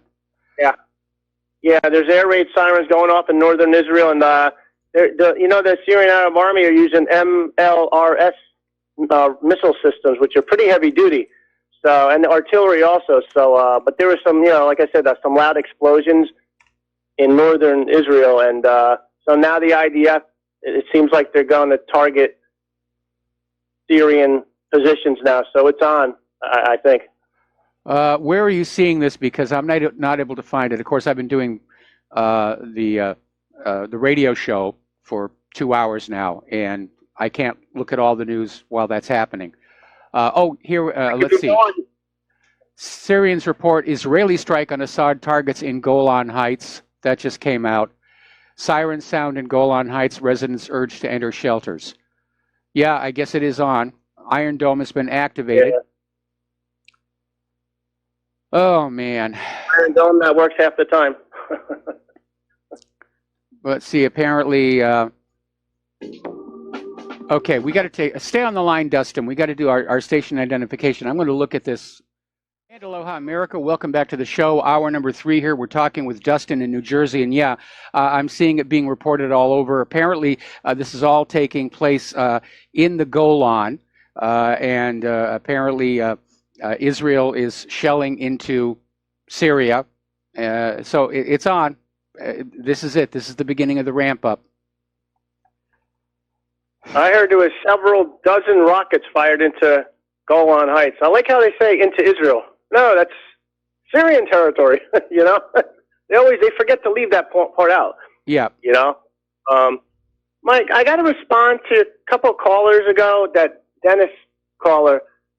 Does he realize, he believes in what he believes in? I'm not going to knock him for what he believes in, but does he know? Governments are corrupt.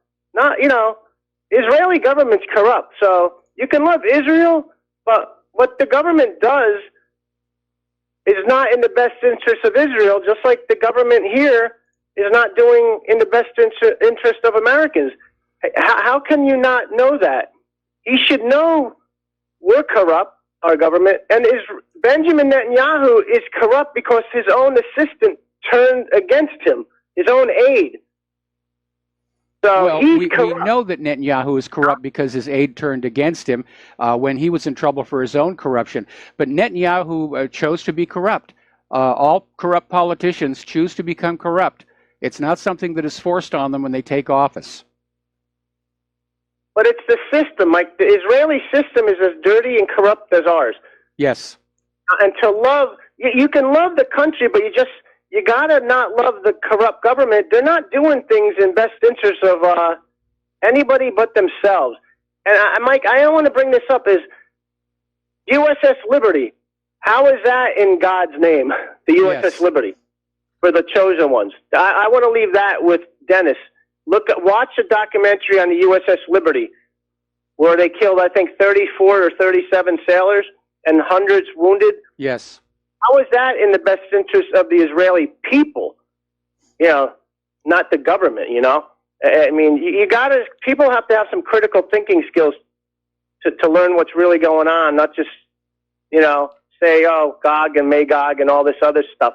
You know, I mean, you're living in the year 2018. You can have access to the information right walking around with you, you know? Yes, you can. Yes, you can. Update information. You know, so I just want to leave him with that, you know, because there's dirty things going on. And, you know, I don't know what's going to happen, end of the world, this or that. You know, they bring that up, the Mayan calendar, this or that. But, I mean, there is a lot of dangerous things going on. I just want leave him with that, you know. And thanks, Mike. All right. Well, we're going to let you go and take, well, before we take the next phone call, I've got some more updates on what's going on between Syria and Israel. And this is all taking place in the Golan Heights. And the Syrian government of Quneitra has been hit with shells launched from the Israeli-occupied portion of the Golan Heights. And apparently, at the same time, there has been some return fire. It's unclear who started shooting first at this point. So let's just hold off guessing and not make the situation look any worse. All right, back to the phones. Curtis in Nevada, aloha. Welcome to the show. What's on your mind? Yeah, hi, Mike. When you were talking about earlier about how Trump is threatening to take the press out of the loop here, I'm watching Fox, and Sarah Sanders is having her daily briefings. It's clear that these people are goading her. They're disrespectful. They get into a soapbox and start ranting, and then they form it into a form of a question at the end. But, I mean, you never saw this kind of thing before.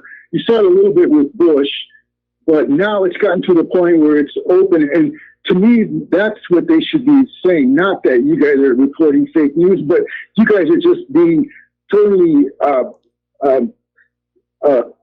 unprofessional, you know, in how they treat. Well, they're using the White House press briefings to air their own personal agendas. And that's not what the press briefings are supposed to be about. Right. But that's what they're doing now. It's becoming almost like they're getting into open confrontations, you know, and they're supposed to be professionals. And that's, to me, that I can see that, why they would start limiting some of these people. But, you know, as far as the Iran deal, Mike, I mean, I was under the assumption that we were actually making an annual payment to Iran. And I've heard anywhere up to $500 billion. Okay, now I'm looking online. It's 400 million, and it's a refund. And we talked about this earlier in the show.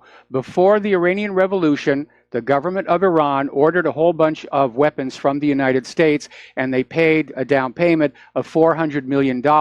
Then the Iranian Revolution happened, and the U.S. government canceled the deal, and the new government of Iran wanted the money back, but the U.S. kept it as part of the sanctions against the new government of Iran.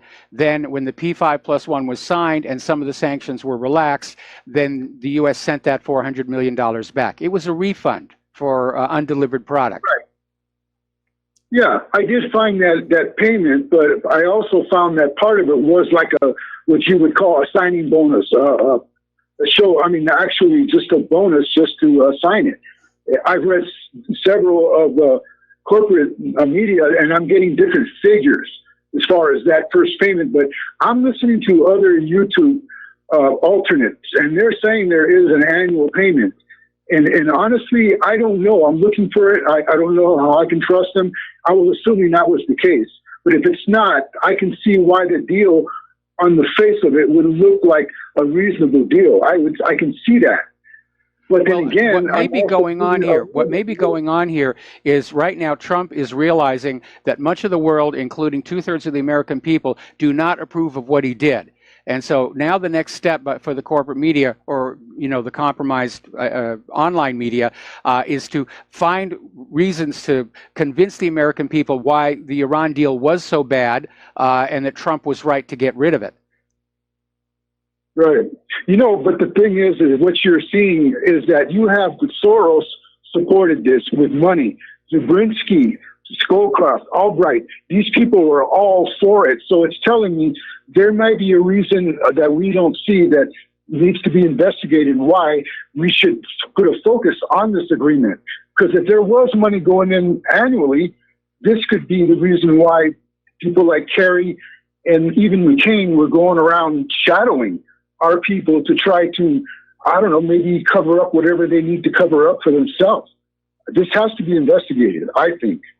Well, maybe, but the fact that there are so many different numbers being quoted in all these stories, I think undermines the credibility of the original report. And like I said, we're going to see a big propaganda push to convince the American people that Trump was right to pull out of the Iran deal. Right now, the corporate media is certainly on board with him. But again, 2/3 of the American people wanted the nuclear deal to stay in place. The rest of the P5+1 wanted it to stay in place. Trump is being seen as having caused a huge amount of damage to the U.S. diplomatically, not to mention the loss of jobs at Boeing, rising gas prices, and everything else. So they have to convince the American people this was a good move on his part. And they're going to do that by basically saying, well, the deal was this and the deal was that, and there are parts of the deal you never knew about that were really scandalous, blah, blah, blah, blah, blah. That's my first assumption, is that's what's going on here. Right. Well, let's just hope it just stays that way and we do find something. And this is all going to be part of these investigations that are coming up. Okay, Curtis, you're not listening to me. Okay, I'm saying there are grounds to believe that this idea that there is an annual payment to Iran is basically propaganda to make Trump's pulling out of the deal look good. Oh, okay. Well, okay, if that's the case, then I'm totally on board with staying with the deal, obviously. And we'll see if he's adamant about it, he doesn't do anything, or he actually does, in good faith, try to negotiate. That's what we'll see in the next 2 months or so. I don't think we'll go to war anytime soon. I think it already just started down in the Golan. No, I don't know. That's what we said about North Korea and Syria, and hopefully this is just same thing. Anyway, Mike, thanks. Have a good show. All right, we're going to let you go here. We're going to do a shout out to our honor affiliates rejoining the network. Back to the phones, Andy in Texas. Aloha, Andy. Welcome to the show. What's on your mind? Well, hey, first I want to give a shout out to Claire for her 21st birthday. Boy, she yes. made it. So have a great Absolutely correct. Yeah, well, you know what? The one thing I wanted to talk about was, why we're all busy with this Syria, Iran, North Korea stuff going on. While that all happened, we had an NRA speech from Donald Trump, and I think some people really missed what he said in there that was really curious to me and concerning to me. While he was talking to the NRA, he was talking about military surplus of a bunch of weapons and whatnot that we have, and that the military didn't know what to do with it. And so Donald Trump came out and said, "Let's give it to our police. We'll distribute it amongst our police forces around this country." I don't know if you caught that speech, but he actually did say that. He said that, there's no reason for us to just have a bunch of dormant military equipment sitting around. Let's give it to the police. What do you say about that? Well, I think it's a really bad idea given the behavior of the police. I mean, the last thing we should be doing is, giving them more lethal weapons to fire on law-abiding citizens. Well, I think we're being a little not skeptical, but we're being a little naive here, because while he's doing everything that people are waving their hands and saying, "Oh yeah, this guy's doing a great job," meanwhile, he's giving us hints and inclinations as to what he's actually doing behind the scenes. I mean, if you're going to arm our police officers with military equipment, I don't know what's coming up next. What are we getting ready for here? War on the American people. It seems right, and so I'm really skeptical about Donald Trump right now, because let's go back to Donald Trump and that birth certificate. Sheriff Arpaio came out and said all this stuff. Alex Jones was saying all this stuff about this birth certificate for Obama and stuff. And then Donald Trump comes out and they give him time on TV to say, well, no, everything seems in place. Yeah, no, he's an American citizen, blah, blah, blah, whatever, whether he is or not. But he put that stuff to the end. I'm just not on the Trump bandwagon. I was, because I wanted, just like you, I wanted him over Hillary Clinton. Yes. But I certainly don't see the progress that he's done. I mean, this omnibus bill, great, it's an omnibus, so he can actually change the amount of money that goes here and here and here and here, because it's omnibus. But the fact of the matter that he passed that, I mean, there's just so many things that he's done that just totally makes me declare that this guy's just another establishment. I agree with you. I absolutely agree with you. And I'm very disappointed in him. I still think things would have been worse with Hillary in the Oval Office, in particular for Claire and I. Yeah, he's a tremendous disappointment. He's done a few things right, like try and get the immigration under control, but he's not really succeeding at that. We're not hearing from Robert F. Kennedy Jr.'s Vaccine Safety Commission. Trump dropped his Election Integrity Commission. He turned it over to the Department of Homeland Security. They're not doing anything. The only action we're seeing on cleaning up the election system is at the state level, where they're reaffirming and reasserting voter ID laws. Well, I really find indifference with him, knowing that he perhaps has a child that's vaccine impaired. And yeah, I always thought that was his motive for creating the Vaccine Safety Commission, but he probably succumbed to lobbying pressure from the big pharmaceutical corporations. And again, the impression I'm getting of Donald Trump, I've never met the man personally, obviously, but the impression I'm getting is that he's easy to manipulate. And he's certainly right now buried in a crowd of master manipulators, because that's what Washington politics is all about. Well, I'm really shocked with some of these appointees he's putting. I mean, I was just floored with this, what's his name, for the new advisor. Bolton. I mean, Bolton. Bolton. That was just an incredible disgruntle. And then you put your Pompeo in there, he wants to drain the swamp, but he's filling his entire swamp with people who were in the swamp. Yeah, he basically opened the door and let the swamp in. Anyway, listen, Andy, got to let you go here, and got other callers on the line. So let's switch over to Lenny in California. Lenny, aloha, welcome to the show. What's on your mind? Hey, Mike, how you doing? I'm doing well.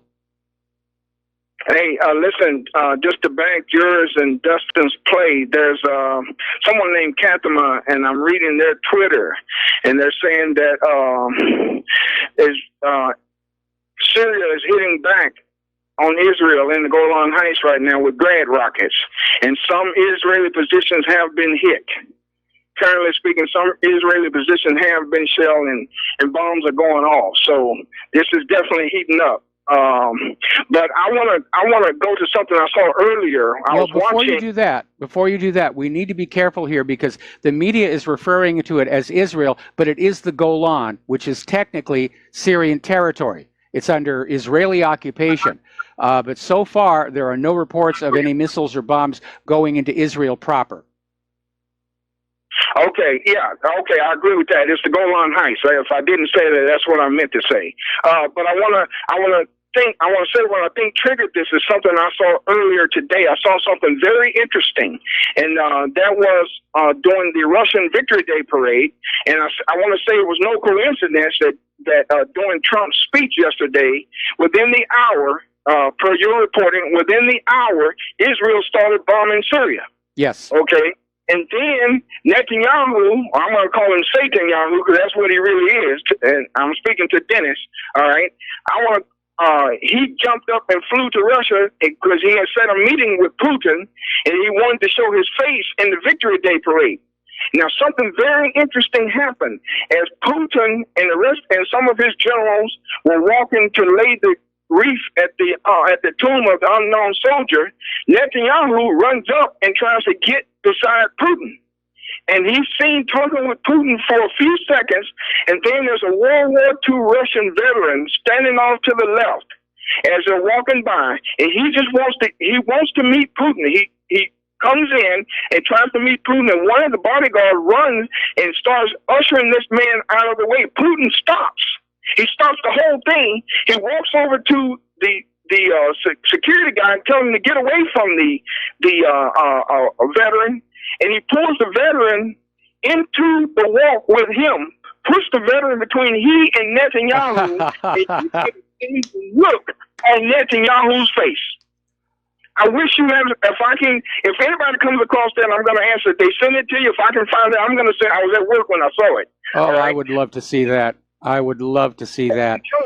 Post this up, and I'm telling you, I think right now to go and to go to Russia when he did, because he and his ilk think they're so in control of what I call the noosphere, the sphere of human thought, the media. Okay, he wanted to show that Russia was behind what they did. And Russia was behind what Trump did. I'm telling you, by their actions, he did not get what he wanted when he went to Russia. Yeah, that much is very clear. Well, the problem is Israel first tried threats against Russia. That didn't work. Then they tried to remind, Russia of past historical benefits and said that Russia owed Israel and they could repay that by helping them tone things down in Syria. That obviously didn't work. And from the video you're describing, whatever Netanyahu was in Moscow to get, he did not get it. No, he didn't. And I think that's the reason we got what we got. Right now, another tweet, active above Damascus, Israeli missiles flying into Syria at the moment. It seems the escalation is happening. Still no MOD announcements via Syria, Russia, or Israel. All right, well, Lenny, I'm going to have to let you go. We got to take a break for commercials. We'll be back with more phone calls after these few words. Aloha, America. Welcome back to the show here. And apparently the IDF is saying that Iranian Quds forces launched around 20 projectiles towards Israel in the past hour. They're claiming they were all shot down by Iron Dome. So this is it. They're going to go for Syria and Iran all in one lump here. And I don't know what Russia's going to do. That may have been why Netanyahu went to Russia to tell Putin, you stand down. We're about to do this. And if that video is an indicator, Putin basically said no. So we're going to see what's going to happen. This is obviously developing. Okay, back to the phones. Laura in Michigan. Aloha. Laura, welcome to the show. What's on your mind? Hey, Mike. Hey, it's time for Americans to get into action. Here's what I think they should do before more people are killed.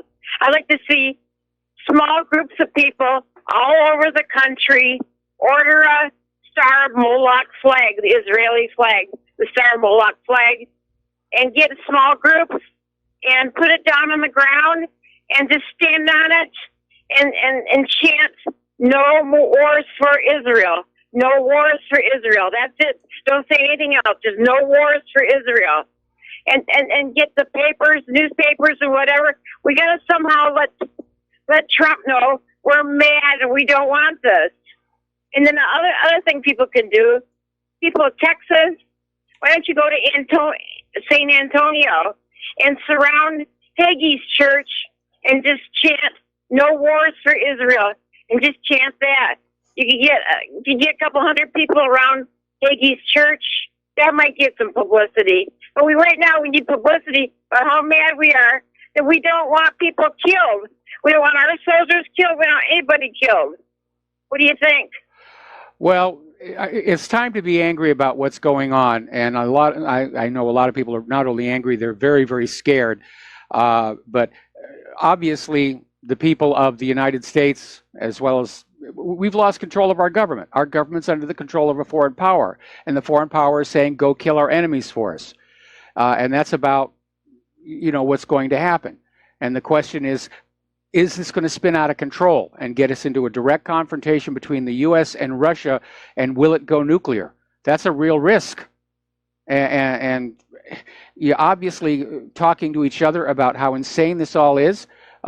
We can build a public consensus, but when you have a government that doesn't listen to you, when you have an election system that isolates our politicians from the anger of the voter, then it's hard to say, what we can do that's really going to work, other than to basically blow off some stress that we're all feeling right now. I just think it's worth the risk. I just think because of the risk, we need to go into action of some kind, and somehow we've got to get publicity, and I just think it'd be an easy thing. Order one of those flags from the internet, and just stand on it and just chant "No wars for Israel." Well, that's one thing that you can do, or you can organize an anti-war protest, but you will get absolutely no coverage from the corporate media. That's just the way it is. Anyway, Laura, thank you very much for the phone call. We're going to switch over to James in Charlotte. Aloha, James. Welcome to the show. What's on your mind? Yeah, good afternoon, Mike. Something I've been thought about from time to time calling in about, and I was prompted to do it today by the caller earlier in the show, the Christian fundamentalist or Christian Zionist, whatever he would call himself. Now, I'm not a biblical scholar by any means, but I would recommend anyone who does put stock in the Bible and about Israel being the God's chosen country and so forth to do some research on the biblical meaning between the word nation and kingdom. Now, God supposedly promised Abraham, the Abrahamic covenant, that he would be the father of a great nation. And in the Bible, nation means bloodline. It does not mean government. Yes, and same with the Native Americans. Yeah, and the people now ruling Israel, and now the majority of the population of Israel, definitely are not of the bloodline of Abraham. And so the difference between nation and kingdom is very significant in the Bible. And I would simply recommend those who put stock in the Bible to research that. And one more thing I might mention, Israel is not even historically the correct name for the land that the country now occupies. The territory was originally known as Judah. Jesus was born, lived most of his life, and conducted his ministry in the country of Judah. Judea. Judea. Anyway, I need to let you go. We got to take another break for commercials, and we'll be back with more phone calls after these few words. So please stay tuned. By the way, somebody just sent me that video of Putin and Netanyahu. I just put it up at whatreallyhappened.com. We'll be right back. And aloha, America. Welcome back to our show. We're going to take another phone call. Mark in North Carolina. Aloha. Welcome to the show. What's on your mind? Yeah, I just wanted to say it. I see in Syrian news there is a breaking Syrian army strikes Israeli targets and full night retaliation to Israel bombardment. But I'm just went to your website and looked up that picture. I can't believe what I'm seeing there. That's Netanyahu over there at the end of the World War II celebration that they have every May. What's he doing there in the first place? And what's going on? I'm wondering, whether we're all being played or something. Whether maybe. No, I think Netanyahu went to Moscow to basically demand that Putin not get involved in the current military conflict. And from the involved body language, Putin obviously didn't want to be seen next to him. Netanyahu was trying to grandstand by being seen next to Putin. And I think it was very cool the way that Putin went over and got that veteran to walk next to him. And there's Netanyahu, slightly to the rear and off to one side, scowling mightily. So I don't think Netanyahu got what he wanted. Well, what do you think is going to happen? I mean, is Russia? I would say I posted to my own Facebook saying it looks like it's on. Now let's hope that the U.S. stays out of it, and the U.S. stays out of it. I think Russia's going to stay out of it. That's the best I can hope for. And I just want to say something else too about the Israeli army today. Okay, and we saw it already in 2006 when they fought Hezbollah and got their butts kicked. The Israeli army is not the same as it was in the beginning when you had mostly people who escaped the Holocaust and came to Israel. They were like pioneers, and they had nowhere to go, so they fought, and they fought hard. Okay, and they would, but today much of Israel is made up of Americans that have dual citizenships, can always go back to the United States. Yes. And another thing, maybe this is why Netanyahu and Putin have some kind of relationship there. A lot of Russians, especially during the when we still had the Cold War with the Soviet Union, and even afterwards, when Russia was in such dire straits, a lot of Russians would go anywhere they could. Not all of them were even Jewish, from what I understand. A lot of them were, they just said they were Jews, and they and they went to Israel. Well, they weren't allowed to go to Israel. I mean, the Soviet Union had strict immigration quotas. That's what Israel traded the nuclear secrets stolen from the U.S. by Jonathan Pollard for.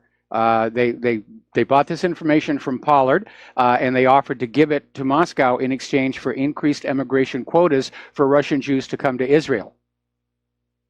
But I'm talking about even after the Soviet Union fell, when Russia was in dire straits, under Yeltsin, and a lot of people left Russia at the time, came to the United States, and a lot went to Israel, from what I understand, and not all of them were Jews, or they were part Jews or whatever else, but they still have also dual Russian citizenship.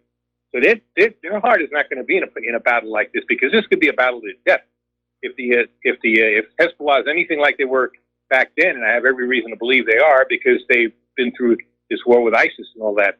And the other thing is the Syrian army is now a battle-tested, hardened, tough army. Yes, they are. Apparently, Hezbollah is already saying that any further attacks by Israel will be met with larger attacks on Israel.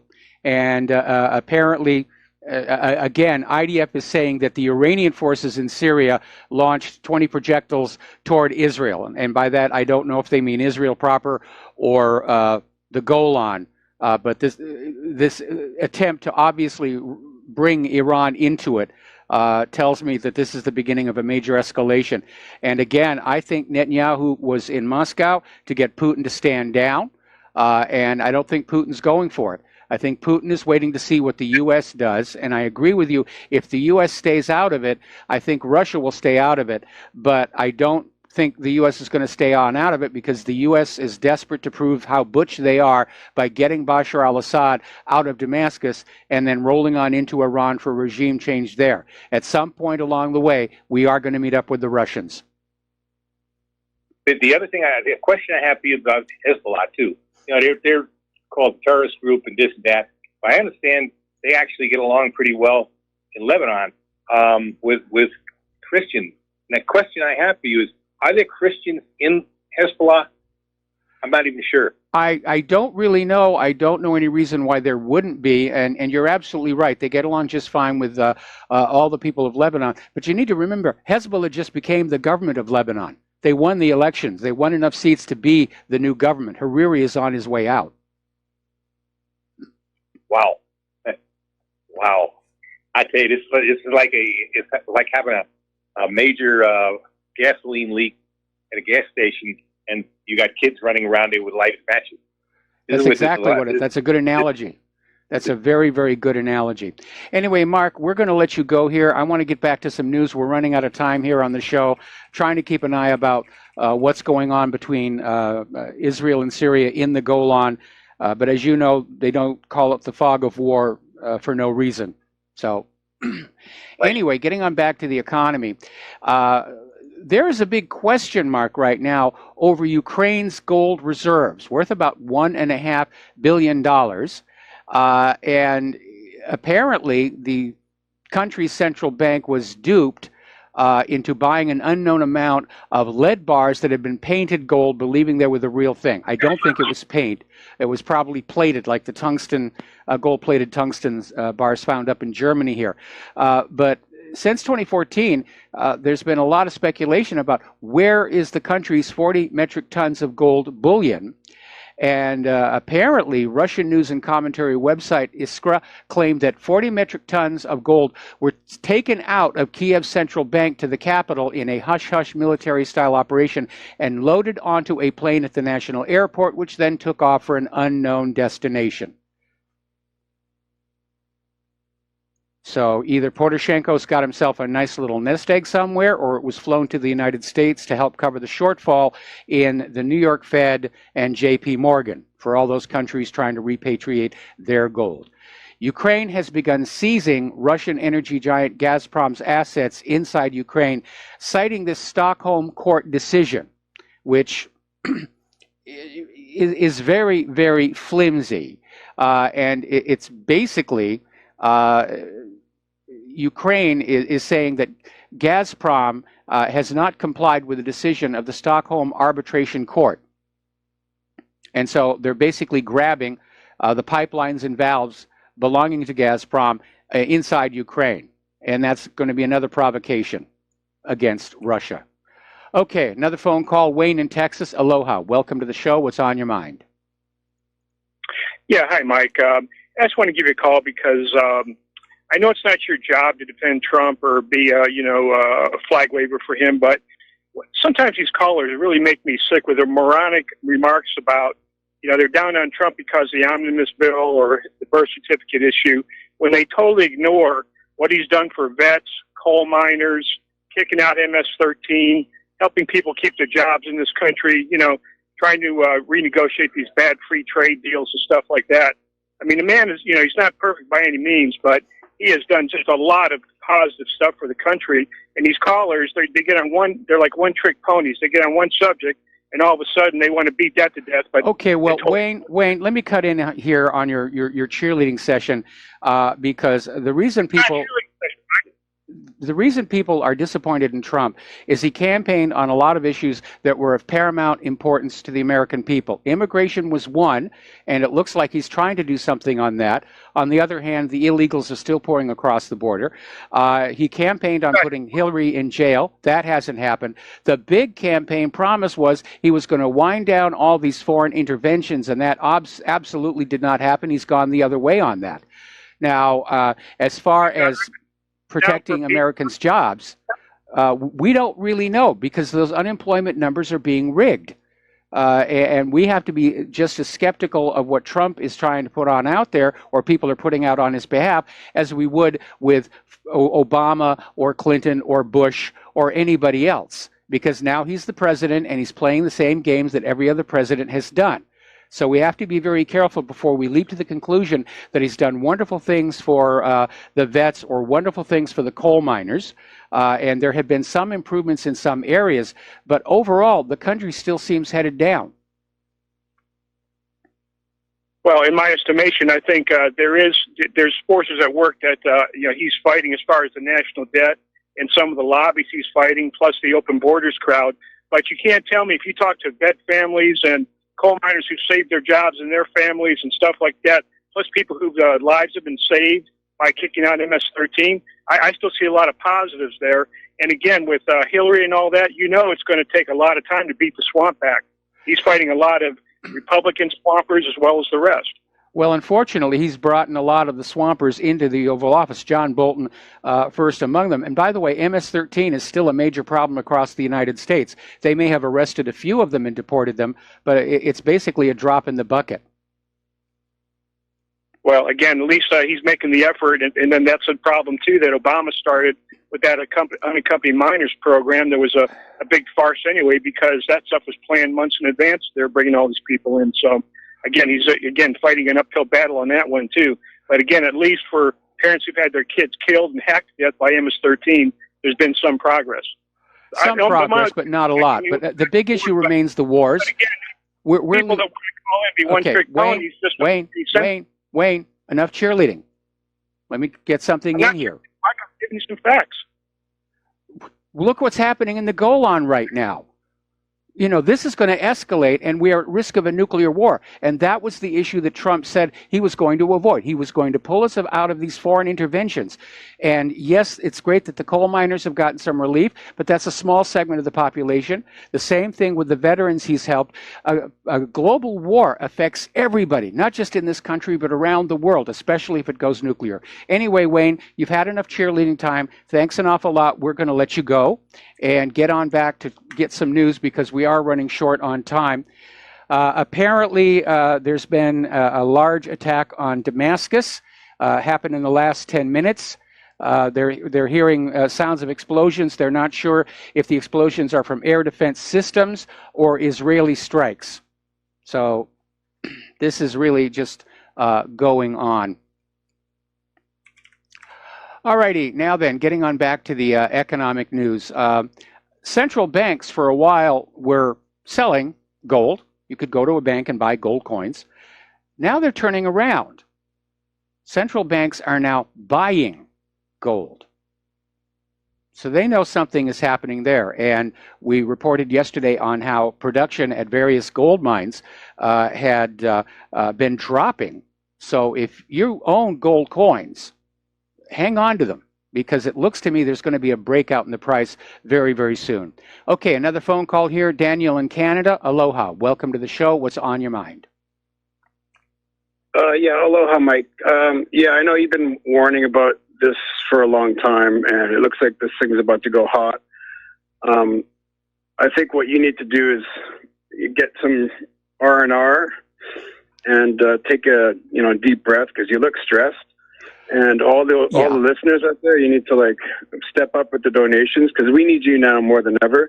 But we need a healthy Mike Rivero, and I'll leave it with that. Thanks a lot. Well, thank you very much for the kind words. I do really appreciate it. And I'd love to take a vacation. I'd love to take some time off. Now is not a good time to do it, especially now. Yeah, it's a very stressful job. I'll put in 4 to 5 hours of prep before I do the 3-hour broadcast. So it's a full-time job. Plus, I've got other things going on in my life. I'm the roadie for Claire's choirs. And, well, there's just a lot of other stuff going on here. So I really don't get a chance to rest as much as I would like. All right, let's see. Apparently, Israeli attacks have killed at least 2 Russian regular army soldiers in Syria. So they've drawn first blood, and now that they have, who knows what's going to happen, what Russia's going to do. Oh, this is just so dangerous. This is just so dangerous here. All righty, getting on back here. South Africa's new president, Cyril Ramaphosa, is moving ahead with his plan to expropriate all farmland owned by the descendants of European colonists without compensation. And obviously, this is panicking the country's farmers. And a lot of people are very concerned. We're looking at a repeat of what happened in Zimbabwe, where they did the same thing. They basically took all the farms and factories away from the descendants of the Europeans, the people who knew how to make the factories and farms work, and they gave them to the black Zimbabwean people who may have known certain narrow skill sets, but not how to run a whole factory or run a whole farm. And it resulted in utter chaos, massive overinflation, to the point where Zimbabwe actually had banknotes that said $100 trillion on them. And I think you can still get them on eBay as a curiosity. They're actually worth about $12 American. But South Africa is going to make exactly the same mistake. Now, BMW has recalled 300,000 cars that risk stalling completely. I'm a little shocked about this one because my past experience with BMW is they made a quality car. But I guess as the global economy tightens, everybody is value engineering their product, which is a fancy name for building it as cheaply as possible, even if it's a very pricey car. But apparently the BBC's watchdog found that the vehicles could cut off completely while they're being driven. And that's the BMW 1 Series, the 3 Series, the Z4, the X1, petrol and diesel models made between March 2007 and August 2011. So, a lot of recalls. There's already been a recall for the car we just bought. I got to take it on over to the car place and have them fix whatever it is that isn't the way it was supposed to be. Now, over in Great Britain, they're floating this idea of a millennial reparation. I don't know why they're using the word reparation, but the plan is that young people in Great Britain are just going to be given £10,000, which is about 13,000 US, when they turn 25. And this is a proposal coming from the Resolution Foundation, and it says the purpose is to reduce inequality between the young and the old. I have a better idea. How about the inequality between the rich and the poor? When is that going to be addressed? We'll be right back after these few words. And aloha, America. Welcome back to the show here. We're still keeping an eye on what's going on between Israel and Syria. It's still not clear who fired first. But the events are still ongoing, and apparently, along with what's going on in the Golan, there has been some kind of a strike on Damascus itself by Israel. So it's not looking very good. And another source has basically come on in and confirmed that, in point of fact, Netanyahu did not get what he wanted from Putin, and Putin has basically called an emergency meeting of his National Security Council. So it looks like it's really on. And Claire's feeling personally slighted because it's happening on her birthday. All right, well, let's close out the show talking about our volcano down on the Big Island. There had been a slight decrease in quake activity and lava activity, and the volcanologists were saying maybe this is going to be short term. Unfortunately, it's ramped back up. There are now a total of 14 of these fissures venting lava out. The tilt meter trace is showing that the rate of deflection is now, again, slightly accelerating. So it's really very rough, and apparently there's a lot of the toxic gases that are coming on out of the volcanoes, and people are having to be very, very careful. Now, our Governor, David Ige, has called for federal assistance, basically resources to deal with the displaced people and to try and deal with the situation. Residents are now being told, go now. The volcano, the lava has gone into a third community. And what's really kind of started rattling people a little bit, and it's an area of concern, these vents, these fissures are all down on what's called the Eastern Rift Zone, but they're tied in with the Kilauea volcano. It's a distance of about 25 miles, so that's a lot of underground lava tubes that are conveying this lava down the hill. But what triggered this eruption was the sudden drop of lava within the Kilauea crater. And the concern now is that if it were to drop to the level of groundwater, there'd be an influx of water into these lava tubes that could cause steam-driven explosions. And debris could include what are called volcanic bombs and a lot of volcanic ash, both of which are seriously dangerous. And so they're having to keep an eye on that as well. Now, a listener wrote on in and asked me about volcano insurance, and no, it doesn't exist. The reality is there's no such thing as volcano insurance or lava flow insurance. And they say the reason is it's such a specialty and so infrequent, it's not available. Well, he's correct about it being infrequent, but on the other hand, it does happen. And it's certainly not a narrow specialty for all those people living on the south flank of Kilauea. However, depending upon your homeowner's policy, it's still possible they're going to get some help.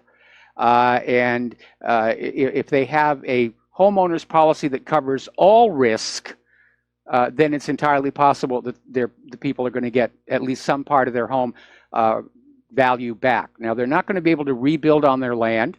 For the most part, the roads are gone, and that rock is going to take years to cool.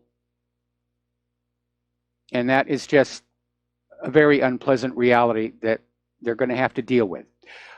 Okay, it looks like we're pretty much at the end of the show here, so stay tuned for John Stadmiller. I'm sure he's got a lot of interesting things to share with you.